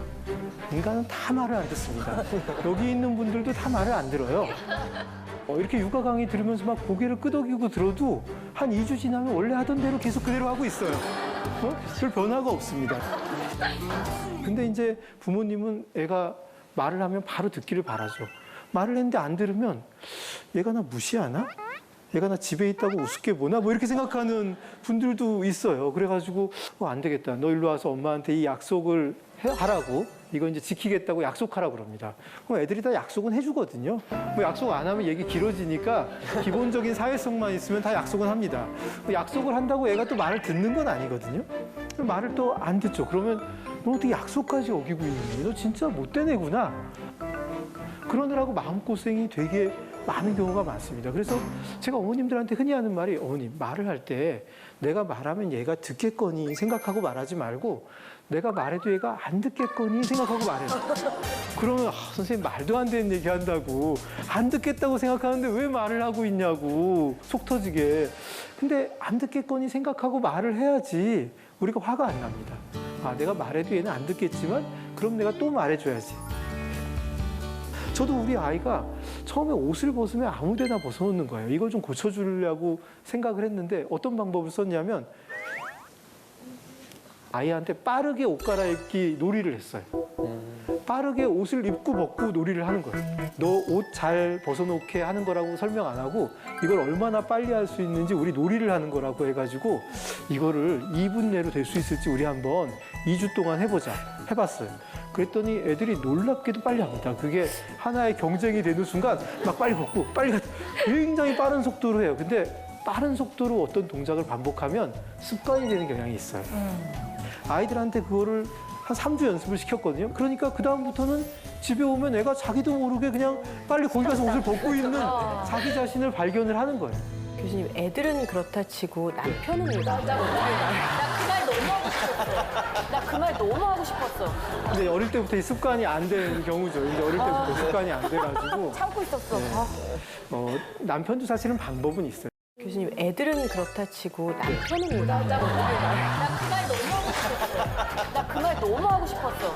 근데 어릴 때부터 이 습관이 안 된 경우죠. 이제 어릴 때부터 습관이 안 돼가지고 참고 있었어. 남편도 사실은 방법은 있어요. 남편은 이제 어떻게 하냐면 사실은 말로 하면 소용이 없어요. 이게 행동 수정의 기본적 원칙이 뭐냐면 그 행동이 성공하지 못하게 해야지 빠르게 변하는데 예를 들어 우리도 늘 경험하는 거예요. 우리 저녁 때 어떻습니까? 우리 저녁 때 치킨하고 맥주 시켜 먹죠. 그 다음날 아침에 일어나 후회합니다. 어제 왜 이랬을까?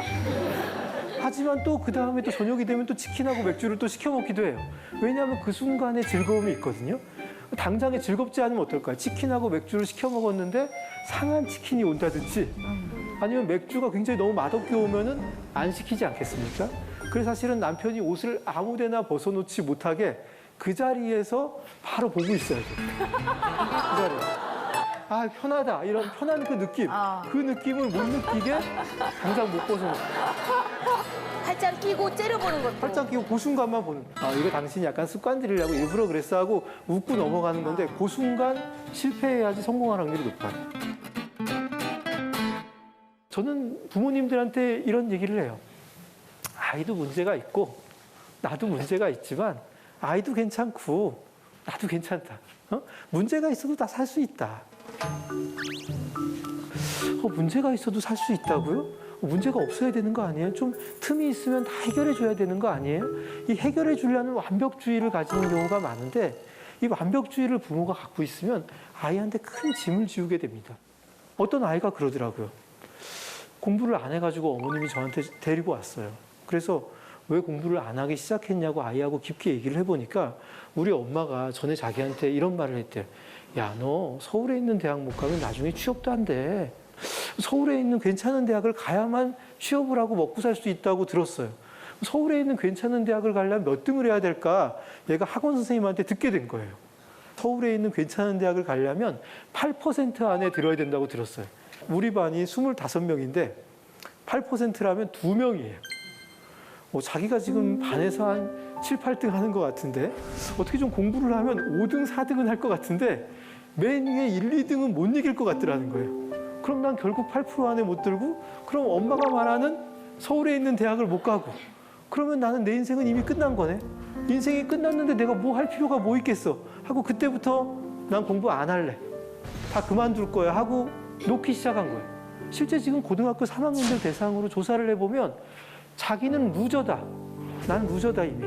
인생 시작도 안 한 거잖아요. 고등학교 3학년이면. 자기를 루저라고 생각하는 아이가 절반이 넘어요.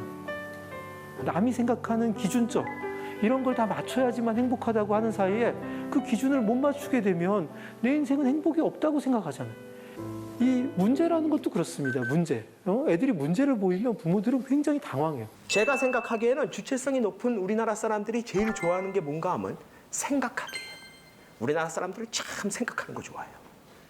제가 일본에 있을 때요. 미치고 펄쩍 뛰는 게 뭔가 하면 같은 동네에 사는 선배가 저한테 자전거를 하나 빌려줬어요. 자전거 타고 다니면 일본은 좋다. 그러니까 편할 거다. 자전거를 갖다가 이제 제가 있는 그 교수용 아파트 자전거 주차장이 걔네는 따로 있어요. 거기다 딱 갖다 세웠더니 갑자기 경비원이 나와요. 그러더니 너 이거 등록했니요? 지금 뭔 소리냐? 그랬더니 자전거 등록해야 된다. 돈을 내고 경찰서에다 등록을 해요. 그래서 내가 그걸 왜 하냐? 그랬더니 그래 이제 네가 잃어버릴 때 찾을 수 있고 어쩌고 저쩌고 한다. 이렇게 봤더니 등록은 돼 있네. 이건 뭐냐? 그래서 내가 이거 내 선배 이름으로 등록된 거다. 그래서 그러니 네 이름으로 등록해야 된대요. 그래서 내가 아니 이거 몇 개월만 쓰다가 돌려줄 거다. 아니 네 말대로 잃어버리면 내 선배한테 연락이 갈 테니까 그러니까 아무런 걱정 없다. 안 된대요. 그래서 제가 처음에 막 설명을 하려고 그러다가 안 되니까 알았다 등록하겠다. 그리고 이제 도망을 다녔어요. 결국은 한 달쯤 도망을 다니다가 7번째 나한테 등록하라고 얘기할 때 제가 더러워서 한 달로 가서 했어요. 근데 한번 생각을 해보세요. 내가 몇 개월만 쓰고 돌려줄 거면 내가 이걸 등록을 했다가 또 그 선배한테 돌려주면 그 선배는 등록을 또 다시 해야 되잖아요. 이게 얼마나 불편해요. 모든 면에서 보면 그냥 안 하는 게 맞아요. 근데 얘네들이 그런 생각을 안 해요. 해야 된대요. 우리나라 사람들이요. 뭐 물어볼 게 있어서 동사무소나 구청이나 이런 데 가가지고 공무원한테 아 이거 이렇게 하면 됩니까? 이건 어떻게 합니까? 라고 물어봤을 때 아 그거는 매뉴얼상 원칙상 안 됩니다. 그럼 우리나라 국민들이 거기서 아 그렇습니까? 죄송합니다. 이러고 나오는 국민 봤어요? 많은 사람들이 요즘은 그래도 옛날에 반응이 어땠냐? 딱 이래요. 씩 웃으면서 되겠구만 이러고 시작하는 거야 이제. 왜냐? 자기가 보기엔 될 것 같거든요. 우리나라 사람들은요 자기가 판단해서 안 될 것 같은 건 가서 물어보지도 않아요. 가서 되냐 안 되냐 물어보는 건 대부분 된다고 생각해서 물어보는 거예요. 근데 상대방이 안 된다 그러는 거예요. 이 관계성만큼 우리 사회를 잘 보여주는 게 뭔가 하면 주체성이에요. 주체성이 뭐냐? 주체성은 흔히 얘기해서 자기의 존재감과 영향력을 확인하고 확대하려는 성향이에요. 초기에 동양과 서양을 비교하는 연구의 대부분은 미국과 일본을 비교했어요. 왜냐하면 그 초기에는 이제 중국이란 나라는 그때만 해도 미국의 학자가 접근할 수 없었고요. 그러니까 미국의 심리학자들이 가장 접근하기 쉬웠던 상대가 누군가 하면 일본이에요. 그러니까 일본을 상대로 연구를 해가지고 아까 전에 얘기했던 건 개인주의, 집단주의를 만든 거예요. 그런 것 중에 하나가 주체성입니다. 일본 사람들은 주체성이 낮다라는 얘기를 많이 했어요. 서구의 학자들이. 실제 초기에 연구를 해보니까 미국 사람들은 주체성이 높아요. 그리고 일본 사람들은 주체성이 낮아요. 그러면서 아 일본 사람들이 주체성이 낮으니까 동양 사람들은 주체성이 다 낮은가 보다. 그리고 퉁쳐버린 거예요. 그런데 최근에 일본과 한국을 비교하는 연구를 보면 한국 사람들이 일본 사람들에 비해서 주체성이 굉장히 높아요. 그러면은 아 우리나라 사람들이 미국 사람하고 주체성이 똑같은 모양이다. 아니요. 주체성은 같은데 그게 표현되는 방식이 틀려요. 서양의 사람들은요 주체성을 어떻게 표현하나 하면 자율성으로 표현합니다. 그래서 서양 사람들은요 자기가 스스로 원하는 걸 선택하는 게 침해받는 걸 굉장히 싫어해요. 우리나라 사람들은 자기가 원하는 거 그렇게 중요하지 않아요. 요즘은 그래도 덜한데 얼마 전까지만 해도요 식당에 가면요 나는 된장찌개, 나는 김치찌개 이러고 있으면 종업원이 이렇게 내려다보다가 그거 하나로 통일하면 빠르고 좋은데요? 뭐 이래요. 또 그러면 손님들이 그래요? 우리 김치찌개로 할까? 이래요. 분명히 된장찌개 원한다고 얘기한 사람이 10초 전에 있었는데 갑자기 합의를 보겠다 그래요. 그러니까 이런 일이 왜 벌어지나 하면은 우리 국민 대부분이 조금씩 자기가 스스로 원하는 걸 선택하는 게 포기될 수 있다고 생각을 해요. 그걸 지켜주는 게 그렇게 중요하지 않다고 믿기 때문에 우리나라가 그런 일이 벌어질 수 있는 거예요. 그런 자율성의 의미에서 보면 일본과 우리나라가 낫기는 마찬가지예요.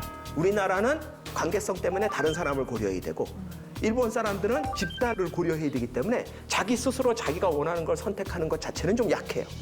그런데 우리나라가 일본에 비해서 주체성이 높은 건 어떻게 나타나냐? 존재감으로 나타나요. 우리나라 사람들은 자기가 이 자리에 존재한다는 것을 인정받아야 돼요. 인정받아야 된다는 얘기는 왜 나오나 하면 스스로 자기가 존재감을 인정하지 않는다는 얘기예요. 왜? 관계성 때문에 그래요. 서양 사람들은 주체성이 높아도 여기 자기가 있다는 걸 스스로 인정하는 형태로 나타나요. 개인주의니까. 근데 우리나라는 관계주의니까 그걸 인정을 못 받는다는 느낌을 받으면은 어떤 말이 나오냐? 무시한다라는 느낌으로 가는 거예요. 여러분들 이렇게 주체성이 사는 한국 사람들이 가장 좋아하는 말이 이거예요. 한턱 쏜다. 한국 사람들은 쏘기 위해서 살아요. 제가 아는 일본 교수가요. 한국에 와서 오래 계셨는데 그분한테 한국에 와서 가장 이해하기 힘들었던 것들이 뭐가 있냐 물어봤더니 그 중에 하나가 한턱 쏜다래요. 그래서 제가 이게 뭐가 어려워? 그랬더니 일본 교수님이 그래요. 내가 저 뜻을 잘못 알고 처음에 실수를 너무 많이 했어 그러는 거예요. 그래서 내가 무슨 뜻인 줄 알았는데 그랬더니 이 일본 교수님이 그러는 거예요. 저 한턱 쏜다를 나는 자기가 밥값 낸다는 얘기인 줄 알았어. 그래서 제가 맞는데 밥값 낸다는 거? 그랬더니 일본 교수님이 그러는 거예요. 저거는 그냥 밥값 낸다는 얘기가 아니라 자기가 그날 주인공이 되겠다는 선언이래요. 물론 항상 한턱 쏜다는 거를 그런 상황에만 쓰는 건 아니지만 우리가 일반적으로 한턱을 쏜다 그럴 때는 자기가 한턱 쏠 만한 일이 있을 때예요. 보통 자기한테 좋은 일 있을 때. 승진했을 때, 뭐 생일이라든지 아니면 좋은 일 있을 때. 이럴 때 한턱 쏜다고 그러는 거예요. 여러분들 대한민국에서 밥값을 내야 될 때는 여러 가지 상황이 있는데 가장 극단적인 게 한쪽에 한턱 쏜다고요. 정반대쪽으로 극단적인 게 뭐냐 하면 접대할 때예요. 근데 이게 왜 반대쪽이냐 하면 한턱 쏠 때는요, 내 존재감을 드러내는 날이고요. 접대할 때는요, 내 존재감을 죽이는 날이에요. 여기 계신 분들이 뭐 젊은 분들은 접대할 기회가 별로 없으셨을지 모르지만 대한민국에서 접대는 어떻게 합니까? 접대할 때 계산 어떻게 하세요? 밥 먹기 전이나 밥 먹다가 도중에 아 오늘 이거 제가 쏩니다. 그러면 접대가 될까요? 안 될까요? 안 되죠. 아니 내가 밥값 낸다는데 왜 안 돼요? 그게 안 되는 이유는 그 말이 단순히 밥값을 내는 게 아니에요. 접대를 할 때는 밥값을 어떻게 내야 되나 하면 밥을 4분의 3쯤 먹었을 때 더 이상 들어올 게 없다고 느껴질 때 조용히 화장실 가는 척하고 나가서 미리 계산해 놓고 들어와서 조용히 앉아 있다가 식사가 다 끝나고 나갈 때 접대 받는 분이 약간 어색하게 이러면 여러분들이 그냥 나가시면 됩니다. 이러고 보시고 나가요. 이게 접대의 핵심이에요. 그렇죠. 그거 돈 안 내고 있다가 나가는 도중에 잠깐만요 그래가지고 지갑 꺼내가지고 이거 빨리 그래요 이딴 짓 하면 왜 안 돼요? 자기의 행위가 너무 드러나잖아요. 대한민국에서 접대가 왜 힘든 줄 아세요? 자기의 존재를 죽여야 되기 때문에 그래요. 상대방한테 좋은 걸 주는 게 아니라 자기의 존재는 그날 없어요. 자기는 뭐예요? 그림자가 되는 거예요. 그거의 정반대가 뭐냐? 한턱 쏜다요. 이날은 내가 주인공이에요. 그러니까 좋은 일 있을 때 내가 주인공이 될 만한 일이 있을 때 외치는 거예요. 여러분들 이게 굉장히 조심해야 되는 게 대한민국에서 별일도 없는데 자꾸 한턱 쏜다 그러면요. 밥 사고 욕 먹어요. 생각해보세요. 누가 여러분들한테 자꾸 점심 때 아무 이유가 없는데 자기가 쏜다 그러면서 여러분한테 밥을 사주면 사실은 얼마나 고마운 일이에요. 난 돈 안 들고. 근데 한국 사람들은 그냥 고맙다고 안 끝나요. 한 몇 번 얻어먹고 나면 마음속에서 이런 생각이 들어요. 지가 뭔데? 그러니까 우리나라 사람들은 밥을 얻어먹는 거에 한턱 쏜다는 거에 존재감을 많이 부여해요. 그래서 내가 한턱 쏜다고 외칠 만한 일이 있을 때 외치셔야 돼요. 그것도 굉장히 중요한 기술이에요. 대표적인 게 뭐예요? 자녀가 대학 붙었을 때. 그거 한턱 쏴야 돼요. 여러분들이 이제 자녀가 대학 붙었다는 게 직장에 소문이 나면 이제 와가지고 축하해, 수고했어, 고생했어, 붙었다며 막 이러면서 그러는 거예요. 그럼 여러분들이 씩 웃으면서 거뭐 다 붙는 거 가지고 뭐 이러는 거예요.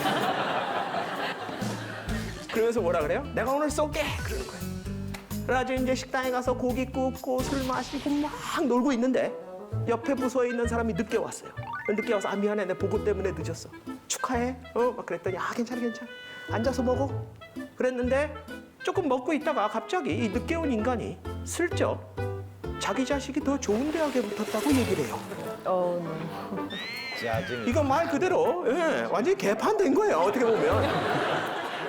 근데 솔직히 얘기해서 그렇게 짜증날 만한 일도 아닐 수도 있어요. 왜냐하면 객관적으로 생각해 보면 그 사람 자식이 더 좋은 대학에 붙었다고 내 자식이 떨어지는 것도 아니잖아요. 그렇죠. 그러니까 이 자리는 내 자식 붙은 거 축하하는 자리니까 계속 축하하고 놀면 되는데 왜 분위기가 이상해지나 하면 그 얻어먹는 사람들이 전부 다 돈은 이 사람이 내는데 주인공이 바뀐 게 느낌이 와요.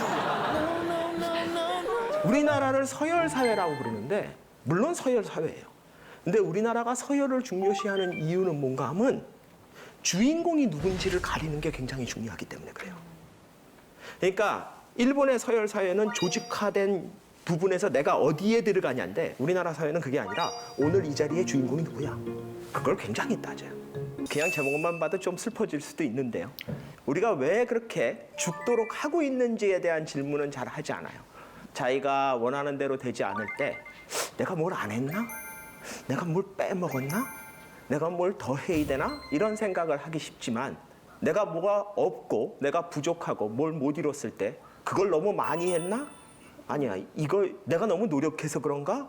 이건 좀 말이 안 되죠. 네. 노력했는데 왜 안 될까? 저는 우리 사회 전체로 본다면, 한국인 전체로 보면 너무 노력을 많이 하고 있는 게 문제가 아닐까에 대한 얘기를 좀 해보려고 합니다. 그러기 위해서는 약간 객관적인 데이터를 볼 필요가 있을 것 같아요. 예를 들어서 이런 자료들을 보면요, 이제 우리나라가 보통 보면 경제적으로 이제 수출 7위다, 무역 규모가 9위고요. 그 다음에 무역 ICT라 그래서 이제 컴퓨터 관련된, 전자정보 관련된 걸로는 흑자 규모가 세계 1위입니다. 그러니까 100몇십 개 주요 나라들이 있다 그래도 우리나라가 10위, 9위 정도 된다는 얘기는 굉장히 풍요로운 나라 중에 하나입니다. 전체적으로 보면 이제 어려운 사람이 없다는 얘기가 아니라 GDP는 11위 정도 하고요. 1인당 GDP 29위 정도 됩니다. 그래서 1인당 소득이 보통 28,000달러 정도 됩니다. 적은 돈이 아닙니다. 저 돈이 뭐 모든 사람한테 다 똑같이 28,000달러씩 들어가고 있지는 않지만 평균적으로 보면 많은 국민들한테 상당히 그래도 경제적인 규모의 소득이 있다라는 거를 분명히 얘기해주고 있는 겁니다. 반대로 똑같은 나라에서 희한한 자료가 존재합니다. 출산율이 35위, OECD 국가 중에 꼴찌입니다. 이게 전 세계에 160몇 개국 조사할 수 있는 나라들로 치면은 끝에서 세 번째, 네 번째 이렇습니다. 그 정도예요? 예, 애 거의 안 낳습니다. 빨리 나올게요. 네? 갑자기 찔려서 빨리 나올게요. 최선을 다해 주시죠. 삶의 질은 뭐 OECD 국가 중에서 굉장히 낮죠. 그다음에 사회적 갈등 지수는 상당히 높아요. 안 좋은 거잖아요. 그렇죠. 예. 안 좋은 건 다 높아요. 뭐 예를 들어 자살률 1위가 신절도 1위. 신절도가 친절도도 OECD 국가 중에서는 하위권입니다. 우리나라는 우리나라 사람들이 굉장히 친절하다고 생각할지 모르지만 실제로 그렇게 느끼진 않는 모양이에요. 그래서 이제 얘기가 나오는 게 이제 헬조선이다, 불반도다, 뭐 7포 세대다 이런 얘기들을 우리나라에서 너무나 많이 하고 있는데 어떻게 이 두 개가 같이 있을까라는 생각을 한번 해봐야 될 것 같아요. 이 왼쪽의 거를 만든 사람은 따로 있고 이 오른쪽 거를 만든 사람은 따로 있느냐는 거예요. 그게 아니라는 거예요. 대한민국에서 이 두 개를 다 만들어내고 있다는 얘기는요, 대한민국의 같은 특성인 이 두 개를 다 만들 수 있지 않느냐라는 생각을 해봐야 됩니다. 죽도록 해서 이걸 만들어서요, 죽도록 하고 있기 때문에 이걸 만들고 있는 걸 수도 있어요. 한국 사람들이 왜 이렇게 죽도록 열심히 사느냐? 첫 번째 이유는 제가 생각하는 건 가족 확장성이에요. 가족 확장성을 설명을 하자면 그건 뭔가 하면 가족을 사회 중심으로 인식하고요. 그 다음에 사회적 시스템을 이해할 때 가족의 속성으로 이해를 하려고 그래요. 그러니까 예를 들어서 회사라든지 정부라든지 아니면 사회적 시스템을 다 가족 체계처럼 이해하려고 그런다라는 거예요. 그러니까 우리가 흔히 옛날에 그런 얘기 했잖아요. 우리가 한창 경제 발전을 이루고 그럴 때 회사의 사장님은 이제 아버지 같은 존재. 맞아요. 어떻게 보면은 국가의 대통령은 아버지 같은 존재. 뭐 국부라는 얘기도 하고 옛날에 좀 그랬었죠. 그런 것 같은 사회적 시스템 전체를 가족 구조의 형태로 이해하려는 성향성이 있을 수 있다는 거예요. 많은 사람들은 한국이라는 사회가 굉장히 가족성이 강하다. 가족끼리의 끈끈한 사랑이 있고 어쩌고저쩌고 이런 얘기를 많이 해요. 그래서 우리 사회가 일으키는 많은 문제들이나 많은 좋은 점을 이런 가족 간의 사랑이 끈끈하고 가족성이 강하다는 걸로 이해하기도 합니다. 근데 실제로 심리학에서 얘기를 할 때요, 가족성이라는 개념이 있습니다. 그거는 한국을 대상으로 하기 전에 이미 저 남미의 국가들을 대상으로 만들어 놓은 개념이 있어요. 남미의 많은 국가들을 연구한 걸 보면 그쪽의 가족성이 우리나라보다 셈은 셌지 약하지 않습니다. 그래서 북미나 유럽의 심리학자들이 야, 남미 사람들을 보고 쟤네 왜 저러냐? 이해가 안 되는 거예요. 그러니까 걔네들이야말로 진짜 날마다 모여서 밥 먹고요.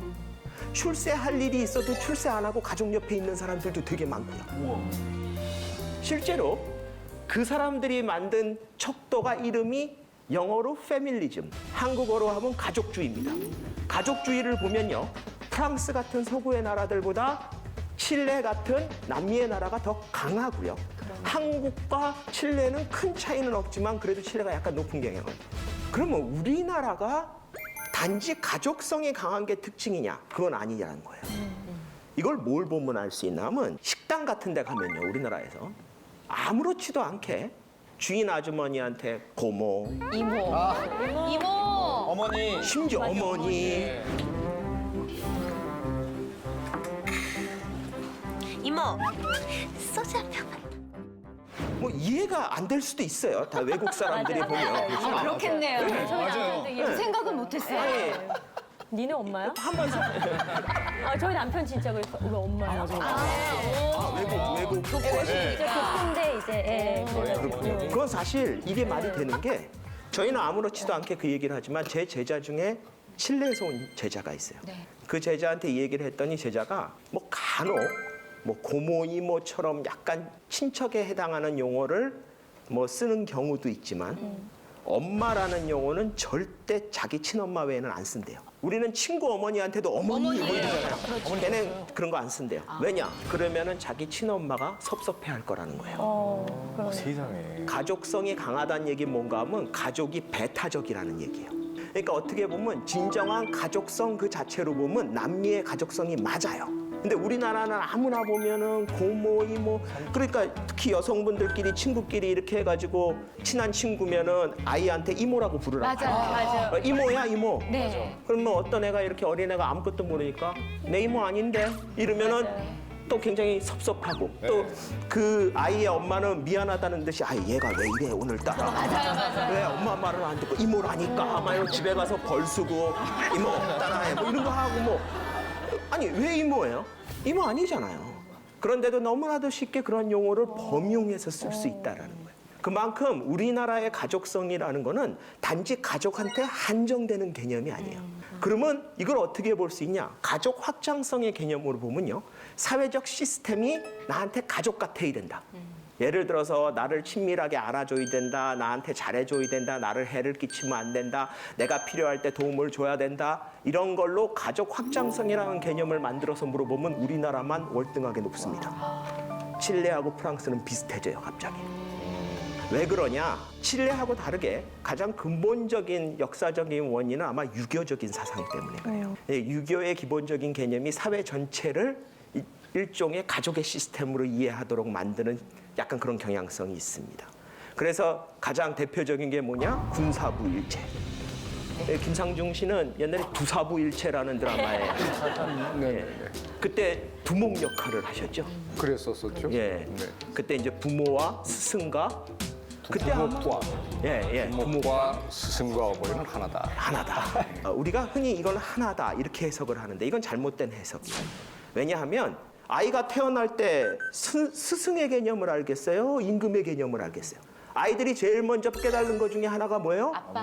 엄마와 아빠의 개념이에요. 그래서 군사부일체라는 건 임금과 스승과 아비가 하나다라는 개념이 아니라 임금과 스승을 아비처럼 대하란 얘기가 되는 거예요. 실질적으로 받아들이는 사람 입장에서.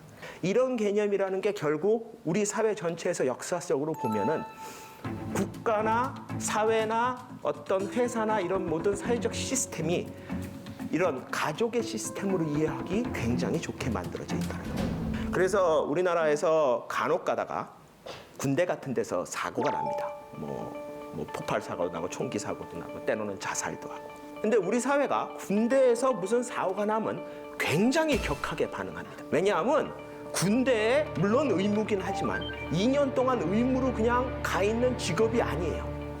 일종의 큰아버지한테 맡긴 거예요. 근데 사고가 나면 어떻게 돼요?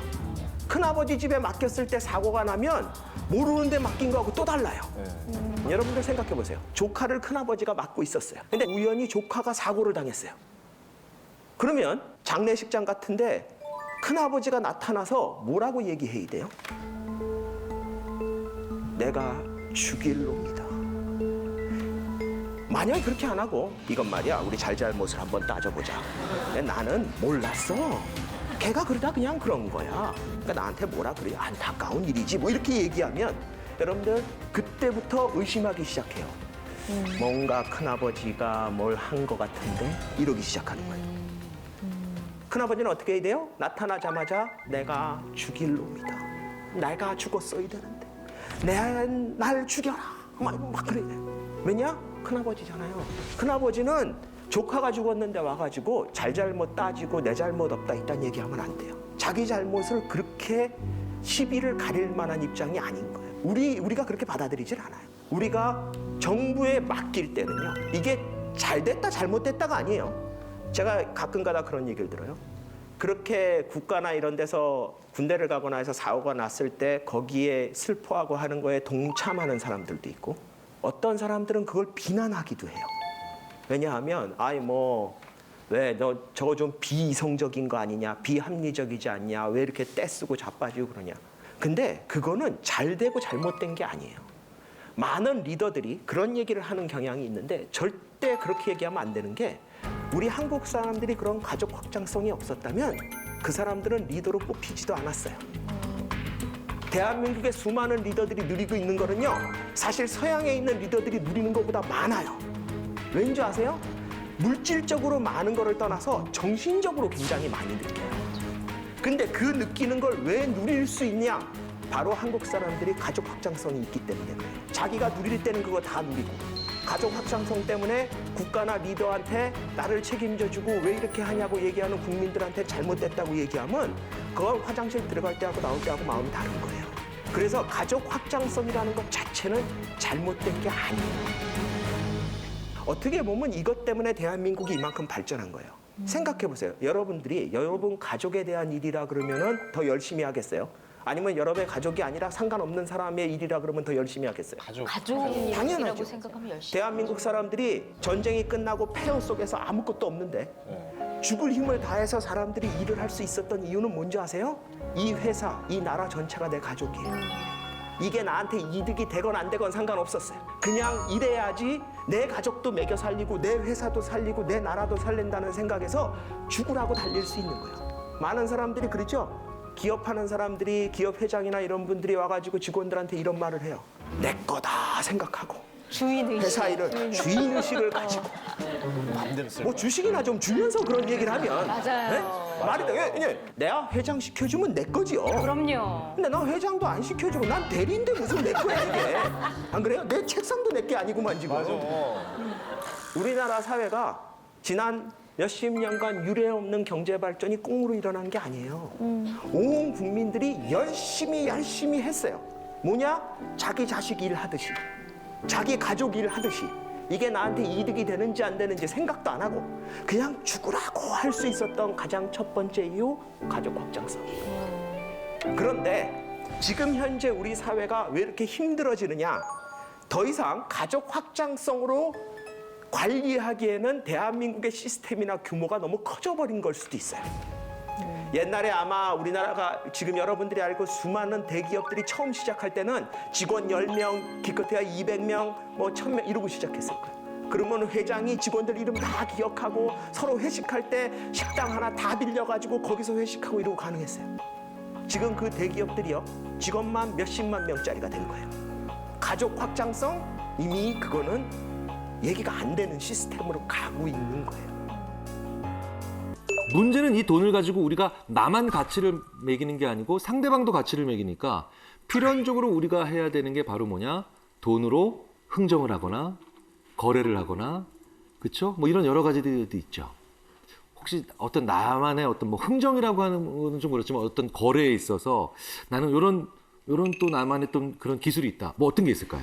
저는 제 인생에서 계약서를 처음 썼던 나이는 사실 미성년자였어요. 그렇구나. 네, 그래서 제가 주도권을 가지고 처음으로 계약을 하기 시작했던 거는 20대 후반이었단 말이에요. 그래서 너무 무섭고 돈 얘기하는 것도 어렵고 이랬는데 그때 지인분이 이제 흥정의 기술이라고 알려주셨던 게 이제 원하는 것보다 무조건 더 높게 불러서 네, 그쪽에서 뭐라고 피드백이 오면 약간 쿨한 척, 양보하는 척하면서 성사를 시켜라.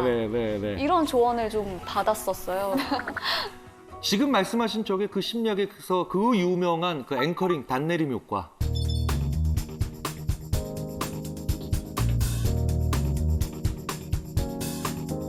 임의의 숫자라도 사람들이 잘 못 도망간다는 거예요.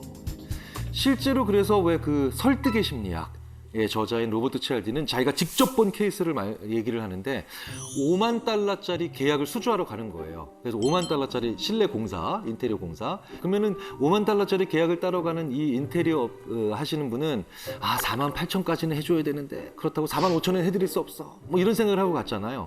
근데 갑자기 자기도 모르게 실수를 한 거예요. 아유, 이게 뭐 50만 달러짜리 계약도 아닌데요. 네, 편하게 말씀하시죠. 5만 달러를 50만 달러로 실수로 얘기한 거예요. 그런데 그 인테리어를 발주해 주시는 그 상대방, 그 고객사죠. 8만 불에 합시다. 50만 불로부터 이게 오는 바람에. 그래서 감사합니다 하고 계약을 따는 경우도 있죠. 그래서 양심적인 회사가 최소한의 이윤만을 덧붙여서 판매하다가 오히려 반대로 곤경에 처하는 그런 경우도 있죠. 실제로 미국에서 어떤 백화점이 우리는 굉장히 최저 가격으로 낮은 이윤만 남기고 합니다 라고 했는데 15개월 딱 지나고 난 다음에 주가가 3분의 1로 떨어졌어요. 왜냐하면 고객 입장에서는 처음에 한 10만 원입니다. 그런데 디스카운트 50%. 이렇게 해서 5만 원이라는 느낌이 있으면 좀 기분이 좀 많이 좀 할인됐어 라는 느낌이 있는데 그냥 5만 2천 원. 뭐 5만 원 이러니까 사람들은 그 다음에 조금만 높여도 짜증이 나고 막 당하는 것 같은 느낌으로 오히려 뭐야 당신들 이상한 거 아니야? 이런 거를 딱 생각을 한다는 거죠. 그래서 이 양심적이지만 순진한 전략을 추진한 CEO가 바로 해고되는 겁니다. 그런데 여기에서 또 재밌는 방법이 하나 있어요. 내가 어떤 가격을 얘기하느냐에 또 다른 측면이 있다는 거죠. 지금 요 집이 있습니다. 요 집이 있는데요. 여기 계신 분들한테 이 단독주택을 판매하셔야 돼요. 주변 시세를 고려했을 때 한 10억은 받아야 되겠다라고 생각을 하신다면 여기 계신 분들께 얼마를 먼저 제시하시겠습니까? 얼마를 먼저 제시하시겠습니까?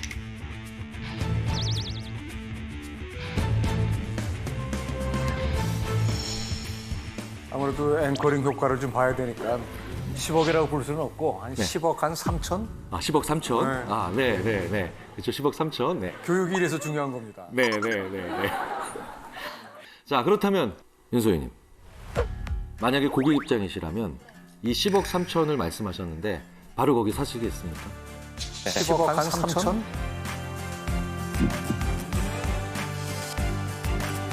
아니요, 저는 흥정을 할 것 같아요. 그냥 보통 받고 싶은 금액보다 높게 부르니까. 그렇죠. 저도 한 9억 8천, 7천, 8천, 9천 이렇게 말씀하시겠죠.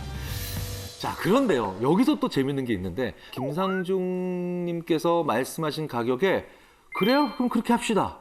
이렇게 바로 대부분의 분들이 얘기하시는 경우가 있더라는 거예요. 그게 바로 뭐냐? 이 가격은 10억 2,730만 원입니다.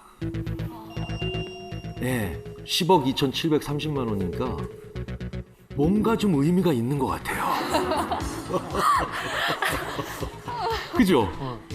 특히나 이런 김상중님 같은 그런 목소리로 10억, 한번 해주세요. 10억 2,730만 원이라고. 10억 3,250만 원 받아야 될 것 같습니다. 이렇게 얘기하면, 설득력 있어.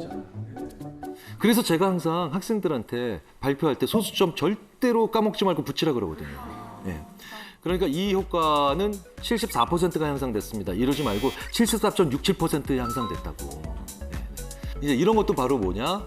사람들은 구체적인 숫자가 나올수록 무언가 거기가 의미가 있겠다는 거죠. 손질 비용, 관리 비용 이런 거. 그럼 이제 뭡니까?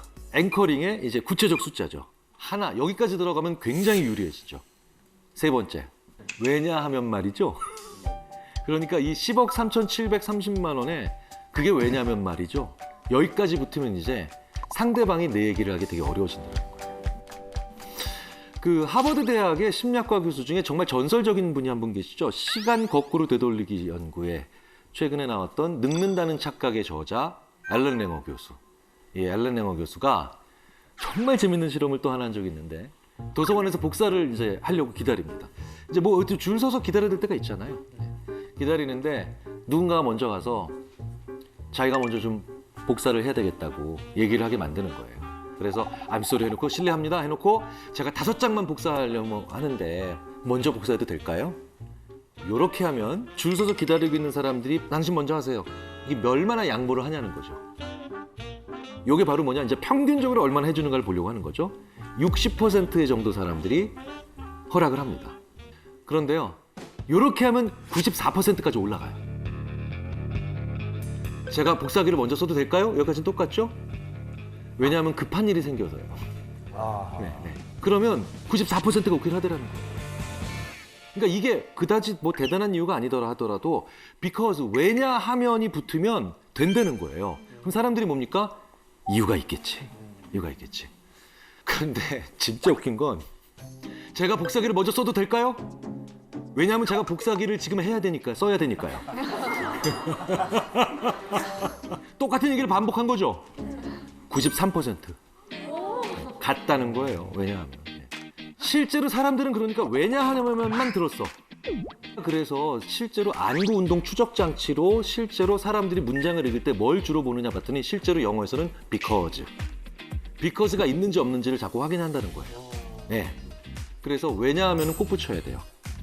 자, 그러면 이제 내가 10억을 받고 싶다면 10억 2천을 부르는 건 앵커링, 10억 2,730만 원 이러면은 더 구체적인 숫자 왜냐하면 까지 붙으면 이제 대부분 상대방으로 하여금 내 말을 더 금전적 거래에 있을 때 더 잘 따라오게 만들 수 있는 그런 프레임을 짤 수 있다는 겁니다.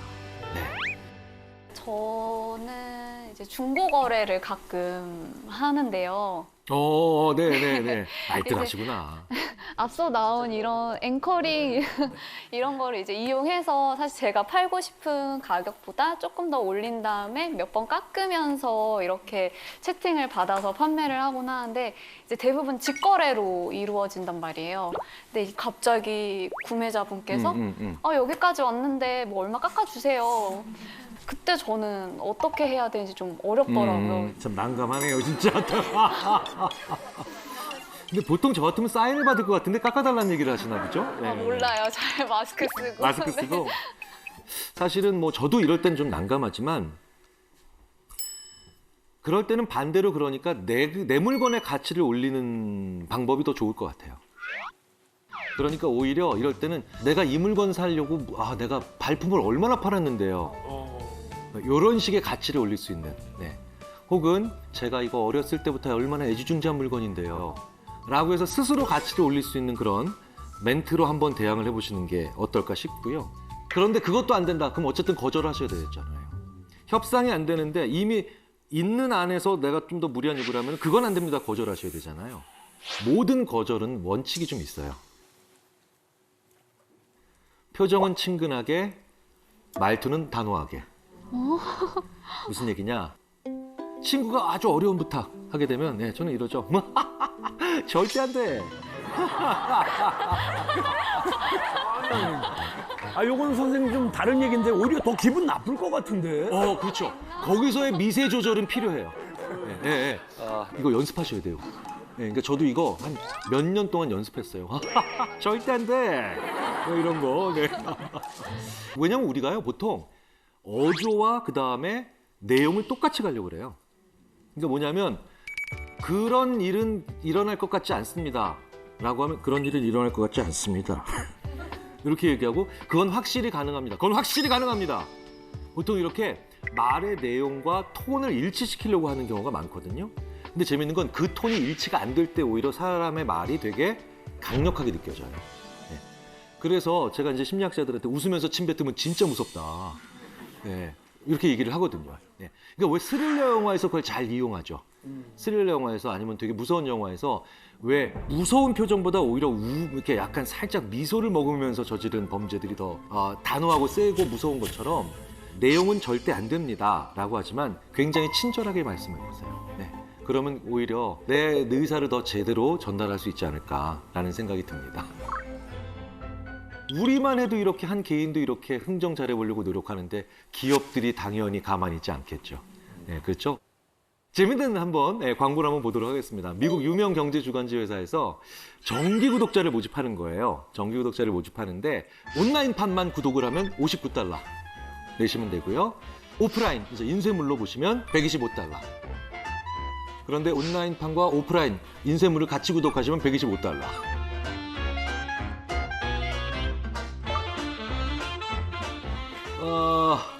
설마니 여기서 B를 선택하시는 분은 안 계시겠죠? 그렇죠? 네. 아마도 A 선택하시거나 C 선택하시거나 둘 중에 하나로 갔을 겁니다. 재밌는 건 이 연구를 MIT라는 세계 최고 명문의 대학생들에게 했다는 겁니다. 당연히 이 친구들도 바보는 아니니까 B를 선택한, 가운데 옵션을 선택한 사람들은 없죠. 16%가 A, 84%가 C, 세 번째. 네.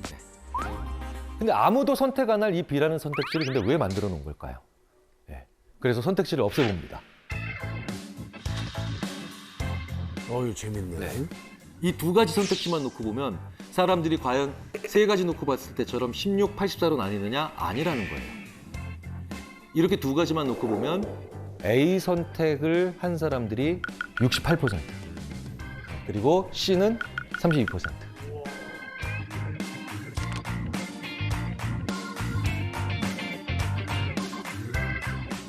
우와. 회사 입장에서는 어쨌든 C가 좋지만 A로 가려는 사람들을 C로 가기 위해서 미끼가 중간에 마중물 같은 게 필요했던 거예요. 네, 네. 왜냐하면 A와 C만 있으면 대부분 저렴한 걸 선택을 하니까요. 그래서 의미 없어 보이고 심지어 열등하기까지만 한 이런 B를 집어넣으면서. 그래서 이런 일들이 실제로 많이 일어나요. 네. 아마 오늘 이 자리에 오신 분들도 이 미끼에 당했던 경우 많이 있으실 거예요. 그렇죠? 저 질문 있는데 제가 자주 사용하는 어플들 중에 2만 원이나 3만 원 이상 사면 무료 배송이라고 하는데 꼭 5만 원 이상 사면은 5천 원 쿠폰, 7천 원 쿠폰 이런 걸 줘요. 그럼 꾸역꾸역 사서 꼭 5만 원을 채우거든요. 그런 것도 미끼인가요? 당연히 미끼죠. 대부분 왜 이런 일이 벌어지느냐?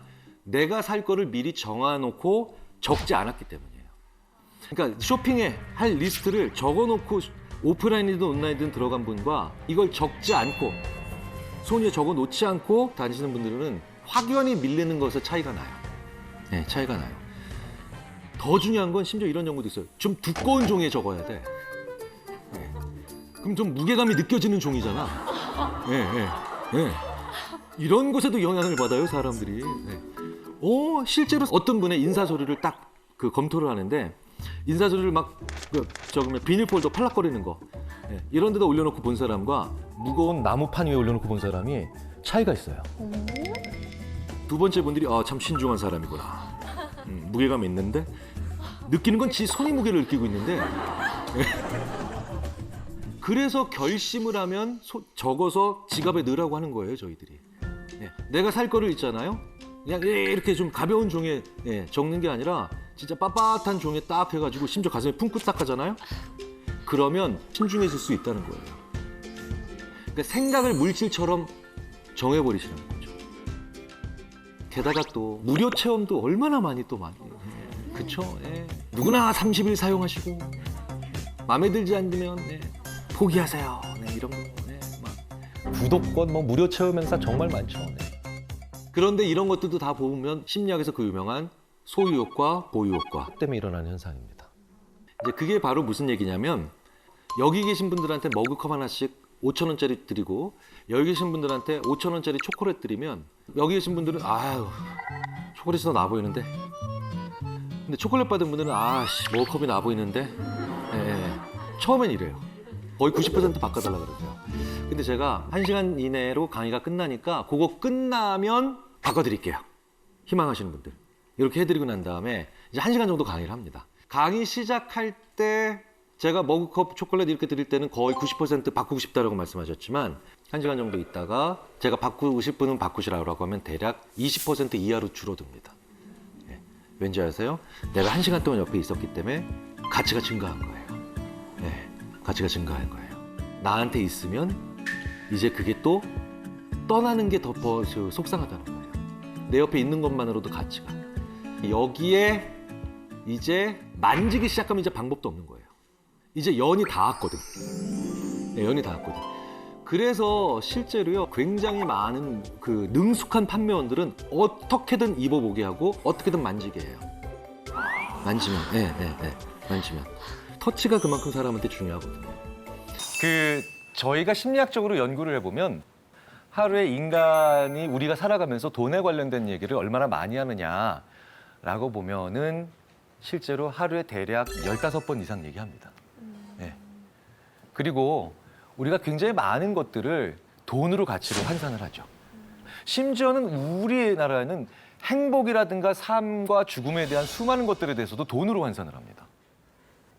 제가 얼마 전에 보니까 우리나라에서 왜 스스로 생을 마감하시는 그런 문제, 자살의 문제가 되게 심각하지 않습니까? 그런데 사람들이 열심히 읽어서 조회수가 굉장히 올라간 기사가 자살의 문제의 본질적 심각함을 얘기해 준 기사보다 자살로 인해서 우리나라의 경제 손실이 얼마나 되나. 이걸 오히려 그 기사를 더 사람들이 더 많이 보는 걸 갖고 제가 일부 충격을 받기도 했죠. 자, 이렇게 큰 문제서부터 이런 작은 문제까지 우리는 돈으로 환산하는 걸 굉장히 좋아합니다. 자, 솔직히 한번 여쭤볼게요. 요즘 뭐 때문에 제일 힘드세요? 돈 때문에. 돈 때문에. 저도 그렇습니다. 용돈이 줄었습니다. 제 친구 하나는요. 얼마나 용돈에 의해서 행복이 좌우되냐면 얼마 전에 담배를 끊었는데요. 담배값을 따로 용돈으로 받았대요. 그런데 담배를 끊은 사실을 숨기더라고요. 아니 그래서 너 부인이 아내가 너무 좋아하지 않냐 재수 씨가 그랬더니 내가 담배를 끊었다는 성공적으로 끊었다는 사실을 알면 나에게 주는 용돈 15만 원을 끊을 거라는 걸 불안해하면서 이 친구는 여전히 담배 한 갑을 여기다 와이셔츠 주머니에 넣고 네. 그리고 집에 들어가기 전에 담배 피는 사람 옆에서 이렇게 냄새라도 묻히고 들어갔네요. 야, 그러니까 15만 원 때문에 그 친구 전교 2등 하던 친구였어요. 근데 사실 우리 이런 문제 조금씩 가지고 있죠. 나르샤 씨도 한번 돈 때문에 조금 어려웠던 기억들 있으세요? 뭐 옛날이든 지금이든. 예전에 어렸을 때 돈이 없을 때가 더 많았어요. 그러니까 단돈 뭐 500원, 1000원이 없어서 당장 외출을 못하는 경우도 많았고 예전에는 그랬는데 지금 생각해보면 사실 그런 시절이 있었기 때문에 지금 더 감사함을 느끼는 것 같기도 해요. 네. 맞아요. 돈에 관련된 대학은 다 아프거나 힘들었던 기억은 있는데 의외로 또 지나고 보면 또 네, 추억이 되는 경우도 많죠. 박성광 씨는 돈 때문에 힘들었던 경우 또 뭐 기억나는 거 있으신가요? 저는 이제 IMF 할 때 이제 군대를 이렇게 갔는데 어머니가 이제 돈 휴가 났으니까 뭐 용돈을 주고 싶은데 돈이 없으시니까 동생이 10살 어렸거든요. 근데 동생 저금통 걔가 동전으로 주셨던 기억이. 네. 그때 근데 그거 가지고 또 재밌게 놀고 그랬던 제 그때 네, 아, 이제 철이 없어가지고. 네, 네. 이선아 씨는 저는 지금이요. 지금이요? 네. 아, 네, 네. 항상인 것 같아요. 돈이 조금 내가 가진 것보다는 더 필요한 순간들이라고 인지가 되는 것 같아요. 사실은 저도 그런 생각 많이 해요. 이선아 씨 같은 생각. 조금만 더 있으면 내가 되게 너그러워질 수 있을 것 같고 조금만 더 있으면 내가 밥을 또 한 번 또 살 수 있을 것 같고 이래서 참 늘 아쉬운 거죠. 자, 그런데 이 돈은요. 이 돈은 우리가 정말 어떤 관점을 가지냐에 따라서 정말 의외로 전혀 다른 방식의 행동을 취하게 합니다. 제가 나르샤 씨한테 10만 원 드릴게요. 그거 가지고 지금 뭐 하시겠습니까? 10만 원이요? 네. 오늘 당장 쓰셔야 돼요. 써야 되나요? 네네. 지금 약간 표정이 지금 머뭇거리시는 게. 네. 네. 저는 마사지 샵을 끊겠습니다. 아, 마사지 샵. 그거 괜찮다. 왜냐면 저거 끊어놓으면 네. 몇 번을 받을 수 있잖아요. 당장 네, 쓰는 게 아니라 센스 있는. 뭐 그렇게 쓸 수 있겠네요. 아, 그렇죠. 없는 것보다 나으니까요. 네. 네네. 이세나 씨한테 또 10만 원 드리면 어떻게 하시겠습니까? 저는 캔 음료 하나씩 나눠 먹을까요? 너 뭐가 된 거야? 왜 그러냐. 아유, 다르다 이렇게. 아유 참. 바로 이제 기혼자와 미혼자의 차이 있습니다. 굉장히 재밌게도요. 10만 원을 누가 나한테 줘서 내가 10만 원을 공짜로 얻으면 10만 원 가지고 뭐 하실래요? 하면 대부분들이 이러세요. 양념 반 프라이드 반. 네, 맥주 한잔 하면 좋겠다. 뭐 아니면 뭐 캔 음료 한 잔씩 돌리시겠다. 네, 요 정도의 반응을 하십니다. 그러니까 이 10만 원의 효용이 요 정도 되는 거예요. 네, 근데 박성광 씨 오늘 오시는데 10만 원 잃어버렸어요. 네. 이 10만 원 가지고 할 수 있는 일이 갑자기 한 2배는 더 생각나죠. 그렇지, 맞다. 네. 할 수 있었을 텐데. 야, 10만 원은 설렁탕에 몇 그릇이야. 네. 야, 이게 캐는 심지어는 뭐 A4지가 몇 권이야, 몇 장이라고 얘기하시는 분도 계세요. 무슨 얘기입니까? 10만 원의 효용이 늘어났어요. 10만 원의 효용이. 그런데 이 현상은 2002년에 노벨 경제학상 받는 이론이 돼요. 2002년 노벨 경제학상 수상자가 프린스턴 대학 심리학과의 저 같은 인지심리학자 다니엘 카네만 교수인데요. 이 다니엘 카네만 교수의 이론의 거의 3분의 1이 지금 말씀드린 내용입니다. 인간은 같은 돈이라 하더라도 내 지갑으로 들어올 때, 즉 획득할 때 내 지갑에서 나갈 때보다 더 가치를 작게 느끼고 그리고 내 지갑에서 나갈 때 그 효용을 더 크게 느낀다. 자, 무슨 얘기냐? 제가 송영규 씨한테 동전 던지기 게임을 제가 제안합니다. 제가 동전 던져서 앞면 나오면 제가 5,000원 드릴게요. 뒷면 나오면 저한테 3,000원 주세요. 하시겠습니까? 할 것 같은데요. 그렇죠. 네네. 왜냐면 제가 얻는 게 많아요. 5,000원 2분의 1, 동전 2분의 1. 자, 그런데 박성학 씨. 네. 제가 같은 게임을 제안합니다. 대신 판돈을 좀 올려볼게요. 동전 던져서 앞면 나오면 제가 5억 원 드릴게요. 뒷면 나오면 저한테 3억 원 주세요. 없는데. 현금 바로 묶어야 해야 돼. 그렇죠. 아, 못하겠. 그건 약간의 두려움이. 근데 이게 경제학에서 얘기하는 기대가치가 아까 송영규 씨한테 제안했던 게임은 1,000원짜리 게임이에요. 기대가치. 그런데 제가 박성광 씨한테 제안했던 게임은 기대가치 1억 원짜리 게임입니다. 못한다는 거예요. 기대가치가 훨씬 더 늘어났는데도 이 게임을 못한다는 겁니다. 획득할 때보다 손실할 때 그게 더 커 보인다는 거예요. 예. 그래서 이 관점이라는 게 돈에 있어서 이만큼 무섭다는 거죠. 실제로 돈은 관점을 조작해서 시작한 겁니다. 무슨 얘기냐? 이 돈, 우리 심사임당 그려져 있는 이분 그려져 있는 이 돈, 우리한테는 굉장히 중요한 거잖아요. 그런데 이거 제가 아프리카 원시 부족한테 가서 이 5만 원을 주고 잘 기념하겠어. 내가 날씨가 좋으니까 선물로 주는 거야. 이러면 아프리카 원시 부족에 있는 사람들은 얘가 나한테 뭐 하는 걸까? 나한테 왜 이런 이상한 물건을 줘? 먹을 수도 없는 거고. 그렇죠? 종이 쪼가리에 불과한 거죠. 그래서 이 어쩌다 어른에도 한번 방문을 했던 이 사피엔스 저자 유발 하라리. 즉 호모 사피엔스, 우리 인간의 역사를 굉장히 진화적 관점으로 오랫동안 연구했던 이 유발 하라리는 인류 역사상 가장 위대한 사기극이 바로 돈이라고 얘기하기도 합니다. 이 돈만큼 엄청난 사기가 없다는 거예요. 어떻게 이걸 믿으라는 겁니까? 그렇죠? 어느 날 이 돈이라는 거, 그래서 역사로 보자면요. 어떠한 왕도 가장 애먹었던 사업 중에 하나가 새로운 돈을 유통시키는 거였어요. 새로운 돈을 유통시키는, 정말 어렵습니다. 옛날에는 뭘 했습니까? 물물 교환을 했겠죠. 물물 교환을 했는데 물물 교환이라는 건 저 물건이 나한테 보이는 거예요. 저 물건이 나한테 보이니까 돼지고기 한 근, 그럼 내가 여기 파 2단 줄게. 이렇게 얘기를 하기 시작했고, 자 그러면서 서로 맞아떨어지면 서로 물건을 주고받았죠. 그런데 돼지고기는 3일 싣고 갈 수가 없어요. 파도 이틀 이상 싣고 갈 수가 없습니다. 왜? 다 부패하고 다 상해버리니까요. 그런데 어떻게 이 직거래의 개념을 깨게 만들었냐는 거예요. 바로 인간의 필요가 있었다는 거죠. 돈이라는 건 바로 그 모든 직거래의 개념을 깨버린 거지 않습니까? 그러니까 원거리에 있는 사람들과도 무언가를 주고받고 싶다는, 교육을 하고 싶다라고 하는, 뭔가를 저 사람 걸 나한테 가져오고 싶다는 이 욕망의 확장은 돈이라고 하는 사기극을 체제로 안정시켰다라고 하는 얘기를 인류학이나 진화학하는 사람들이 한다는 겁니다.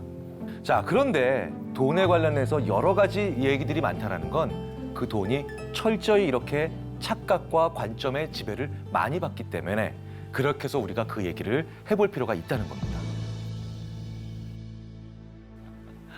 지금은 인터넷으로 영화 예매하고 심지어 모바일로 예매하잖아요. 제가 대학교 2학년 때 사랑과 영원, 고스트 난리 났었습니다. 사랑과 영원은 보기는 봐야 됐고, 그래서 제가 제 친한 친구 한 명이랑 제가 야 우리 둘이서 영화를 보러 가자. 자 이렇게 얘기해서 아침에 표를 사러 갔어요. 근데 저희는 그날 6시쯤 영화를 볼 계획이었거든요. 아침 10시에 가서 딱 이렇게 영화표를 사려고 봤는데 저와 그 친구 모두 지갑에 10만 원이 있었어요. 영화표 한 장이 10,000원이라고 했을 때 저는 영화를 보기 위해서 영화표를 샀습니다. 제 친구는 영화표를 살까 하다가 그 매표소에 있는 분이 6시에 오셔도 표 넉넉히 있어요 라고 얘기를 하시더라고요. 그래서 제 친구는 안 샀습니다. 자, 그럼 이제 현재 상태는 어떻습니까? 저는 지갑에 영화표 10,000원짜리 하나, 그리고 9만 원 남아있겠죠. 그리고 제 친구는 그냥 10만 원이 남아있겠죠. 자, 그런데요. 이제 영화를 보러 오는데 제가 지갑을 열어보니까 영화표가 없어요. 그러니까 잃어버린 거예요. 근데 제 친구는요. 10,000원을 잃어버렸어요. 자, 그럼 둘 다 남은 상태는 9만 원이 남았죠. 근데 제 친구는요. 아이씨, 아깝긴 하지만 그래도 9만 원 있으니까 영화 볼래? 영화표를 바로 사러 가더라고요. 저는 사기가 싫더라고요. 이 영화표를 다시 산다는 게 너무 아까워요. 근데 재밌는 건 이 친구는 왜 영화표를 다시 사느냐? 마음의 계좌가 하나였던 겁니다. 즉 10만 원이라는 마음의 계좌가 있었던 거예요. 그러니까 10,000원을 잃어버리니까 10%의 손실이 일어난 거죠. 근데 저는요. 이 지갑에 10,000원짜리 영화표 하나를 넣고 9만 원이 남는 순간 제 마음의 계좌가 마치 은행의 계좌처럼 두 가지로 나뉜 겁니다. 그래서 저는 표를 잃어버렸으니 영화를 보기 위한 마음의 계좌에서 몇 %의 손실이 일어난 겁니다. 100%의 손실이 일어난 겁니다. 그래서 훨씬 더 속이 상해서 그 친구를 기다리면서 저는 3만 원어치 맥주를 사서 혼자 다 먹었습니다. 결국은 전체로 합치면 다 10만 원이었고 결국 10,000원의 손실인데 이런 일들을 근데 우리가 실제로 자주 경험하잖아요. 예전에 만약에 이제 대학교 다닐 때 그때 현금 인출기는 있었나요? 현금 인출기 없었죠. 없었죠. 네. 10만 원 보통 지갑에 넣으면 이런 경험 있지 않으셨어요? 쥐두새도 모르게 사라지는 것 같은 느낌. 그때 당시에 제 등록금이 67만 원이었습니다. 그러니까 10만 원이면은 굉장히 큰 돈이었어요. 아, 맞다. 제가 까먹었네. 제가 75만 원이었거든요. 네. 그럼 좀 줄여볼게요. 한 2만 원쯤 있을 때. 네. 그럼 어느 정도 보통 갔을까요? 한 일주일 정도는 일주일 가지고 정도. 있죠. 네. 대부분 보면 돈을 10만 원을 찾아놓든 20만 원을 찾아놓든 어느 순간 보면 그냥 없어져 있어요. 그럼 매번 이 빈 지갑을 보면서 야, 어떻게 돈을 이렇게 내가 참 허투루 쓸까? 예, 이런 생각 많이들 하시죠. 근데 이 돈 중에 20%를 전쟁이 일어나도 지키는 방법은 있죠. 현금 인출기에서 돈을 찾자마자 이 10만 원 중에 2만 원을 이름을 붙여주세요. 너는 오늘부터 비상금이다. 그리고 이 비상금이라 이름 붙인 돈을 2번 접으세요. 그리고 신분증 뒤에 넣어보세요. 그럼 지갑상에서 접으면 지갑상에서 위치는 1cm도 차이 안 납니다. 바로 같은 위치에 있는 돈이에요. 그런데요, 이 2만 원을 달라고 친구가 얘기하면 내 뼈와 살을 발라내는 것 같아요. 실제로 대학교 다닐 때 저도 이런 경우 많았거든요. 야, 그 돈 좀 빌려, 지갑에 돈 좀 있잖아. 이건 비상금이야. 비상시에만 써야 돼. 비상시가 언제야? 있어, 그럴 때가. 제목의 효과가 이렇게 무섭다는 거죠. 그리고 더 큰 돈보다도 작은 돈이 더 강한 힘을 발휘할 때도 있습니다. 10만 원을 잃어버린 사람한테 이렇게 얘기합니다. 게임을 하나 하는데 이 A라는 게임은 4만 원을 딸 수 있는 확률이 50%, 4만 원을 잃을 수 있는 확률이 50%입니다. 이게 일종의 동전 던지기죠. 나 할래. 한번 손 들어주시죠. 지금 한 5%에서 10% 정도 들으셨어요. 나 안 할래. 네, 훨씬 더 많이 드시죠. 자, 그런데요. 이렇게 한번 가정해 볼게요. 방금 전에 4만 원을 잃어버렸어요. 그런데 어떤 사람이 와서 50%의 확률로 4만 원을 딸 수 있다. 그리고 50% 나머지는 4만 원을 잃는 거다. 이 게임 하시겠습니까? 라고 하면 하겠다는 사람이 갑자기 늘어나요. 무슨 얘기냐? 내가 잃은 돈과 같은 액수가 나와야 이전 손실의 만회라는 제목이 만들어지는 거예요. 그러니까 사람이요, 이전에 손실된 돈과 같은 액수를 메울 수 있는 게임은 모험을 해요. 근데 그 전에 얼마나 어떤 돈을, 큰 돈을 잃었던 작은 돈을 잃었던 그 돈과 다른 금액의 돈, 그거를 가지고 게임을 하면 잘 안 한다는 겁니다. 왜? 제목이 안 만들어져요. 다른 액수는. 네. 그래서요, 어떤 사람으로 하여금 좀 더 모험적으로 만들게 하려면 지금 하는 모험이 이전 손실의 만회라는 말을 해줘야 됩니다. 그저 도전하라고 하고 그저 한 번 더 모험하라고 하는 얘기로는 사람이 안 움직인다는 거죠. 자, 이 백화점 A에 가셨는데 계산기가 25,000원입니다. 그리고 자켓이 12만 원이에요. 총 14만 5천 원을 지불하는 거죠. 자, 그런데요, 친구가 전화를 해요. 30분 정도 걸어가면 옆에 다른 백화점이 있는데, 야, 계산기가 15,000원이야. 자켓은 그냥 원래 그 가격이고 12만 원. 내가 사려고 했던 계산기를 무려 10,000원을 깎아주는 거죠. 가시겠습니까, 나르샤 씨? 택시비도 안 걸어간다면 들어요. 갈 수 있어요. 네, 갈 수 있을 것 같았어요. 네. 역시 주부십니다. 자, 송영 씨 가실래요? 저도 갈 것 같습니다. 네. 대체적으로 이럴 때 60% 정도가 간다고 대답을 합니다. 10,000원이 어디냐. 네. 근데 재밌는 건요. 계산기 가격은 그대로인데 자켓을 10,000원 깎아준다 그러면 사람들이 거의 안 간다 그래요. 자, 두 경우 모두 14만 5천 원을 써야 되는데 13만 5천 원만 쓰는 거잖아요. 자, 왜냐면 각기 다른 제목에서 할인율이 달라요. 2만 5천 원짜리를 10,000원 깎아줘서 15,000원에 팔면 거의 30-40% 이상 디스카운트가 되는 거죠. 그런데 12만 원짜리 자켓에서 10,000원 깎아준다는 건 10%도 안 되는 디스카운트입니다. 그래서 기분이 별로 내키지가 않아요. 자, 이렇게 치자면 바겐세일이 얼마나 무서운 건지 아시겠죠? 백화점에 가셔서 택 보시면 디스카운트 레이트, 즉 할인율 보시는 순간 이미 지는 거예요. 그러니까 영리한 고객이 되시려면 어떻게 됩니까? 택을 보기 전에 가격을 먼저 매기셔야 돼요. 내가 이 물건은 50만 원이면 산다. 근데 60만 원이면 안 살 거야. 택을 보시기 전에 그렇게 가격의 가치를 매기시면 그 물건이 70만 원인데 95% 세일이라고 해도 조금 더 감사하지 않습니다. 그런데 우리는 그걸 하지 않은 상태에서 그냥 무작정 백화점에 들어가면 그렇죠? 언제나 나오는 최종 정리 세일. 고별전 딱 이래가지고 90% 세일을 하면 감사합니다. 오늘 저에게 이런 행운이 아니라는 거죠. 그렇죠? 우리 인간은 참 관점에 따라서 돈을 달리 봐요. 이걸 리차드 탈러에게 영감을 준 연구자인 이 다니엘 카네만이 예전에 그래서 재밌는 곡선, 아주 유명한 곡선을 하나 보여주죠. 이 손실과 획득의 곡선입니다. 아무것도 없는 사람이 100만 원이 생겼어요. 그럼 굉장히 좋겠죠. 그런데 그 다음에 또 다른 100만 원이 생겨서 200만 원에 가면 좋기는 한데 뭔가 좀 지난번보단 세요. 무슨 얘기입니까? 곡선이 점점 완화가 되죠. 제가 만약에 대기업의 명예회장님께 돈이 몇 조씩 되시는 분한테 제가 옆으로 쓱 가서 5만 원짜리도 아니고 10,000 원짜리를 100장을 꼽아서 두툼한 편지 봉투에 넣어가지고 이렇게 싹 안주머니에 넣어주시면 이 명예회장님은 무겁네. 좀 치우시게나. 이렇게 할 수도 있잖아요. 그래서 사람은 같은 금액이라도 이렇게 더 많아지면서 더 둔감됩니다. 손실도 마찬가지예요. 근데 손실은 문제가 하나 있죠. 급격하게 기울기가 기울어요. 그래서 우리는 같은 금액이라도 100만 원의 획득보다 100만 원의 손실이 훨씬 더 그 금액이 크게 느껴지죠. 제가 누군가에게 200만 원을 줘야 됩니다. 이 그래프에 의하면 100만 원으로 2번 주는 게 나을까요? 200만 원 한 번에 주는 게 나을까요? 그렇죠. 100만 원으로 2번 주는 게 낫죠. 왜? 생각해 보세요. 아무것도 없는 상태에서 100만 원 주면 요만큼 좋아하죠. 그리고 좀 이따가 다시 100만 원 주면 다시 또 그 칸만큼 좋아하죠. 200만 원 한 번에 주면 그 높이가 그만큼 상승하지 않잖아요. 그래서 인간은 작은 행복을 여러 번 느끼는 게 제목이 여러 개라서 좋을 수밖에 없어요. 네. 좋아, 그러면 한 번에 주지 않고 100만 원을 2번 나눠주면 좋아한다 그러니까 1원을 200만 번 주면 어때? 짜증나죠? 아니, 돈 갚을 때도 그런 친구들 있어요. 10만 원 빌려줬는데 5천 원씩 20번 갚는 친구들 있어요. 예. 근데 왜 이런 거는 별로 안 좋아하느냐는 거죠. 우리 마음에는 부킹 프라이스라는 게 있어요. 그러니까 부킹 프라이스는 뭡니까? 내 마음의 장부에 기입할 수 있는 가격이죠. 받았다고 치는 최저 금액이에요. 이런 거 있잖아요. 삼촌이 세뱃돈을 줬는데 500원 줘요. 그럼 우리 받았다고 안 쳐요. 그렇죠?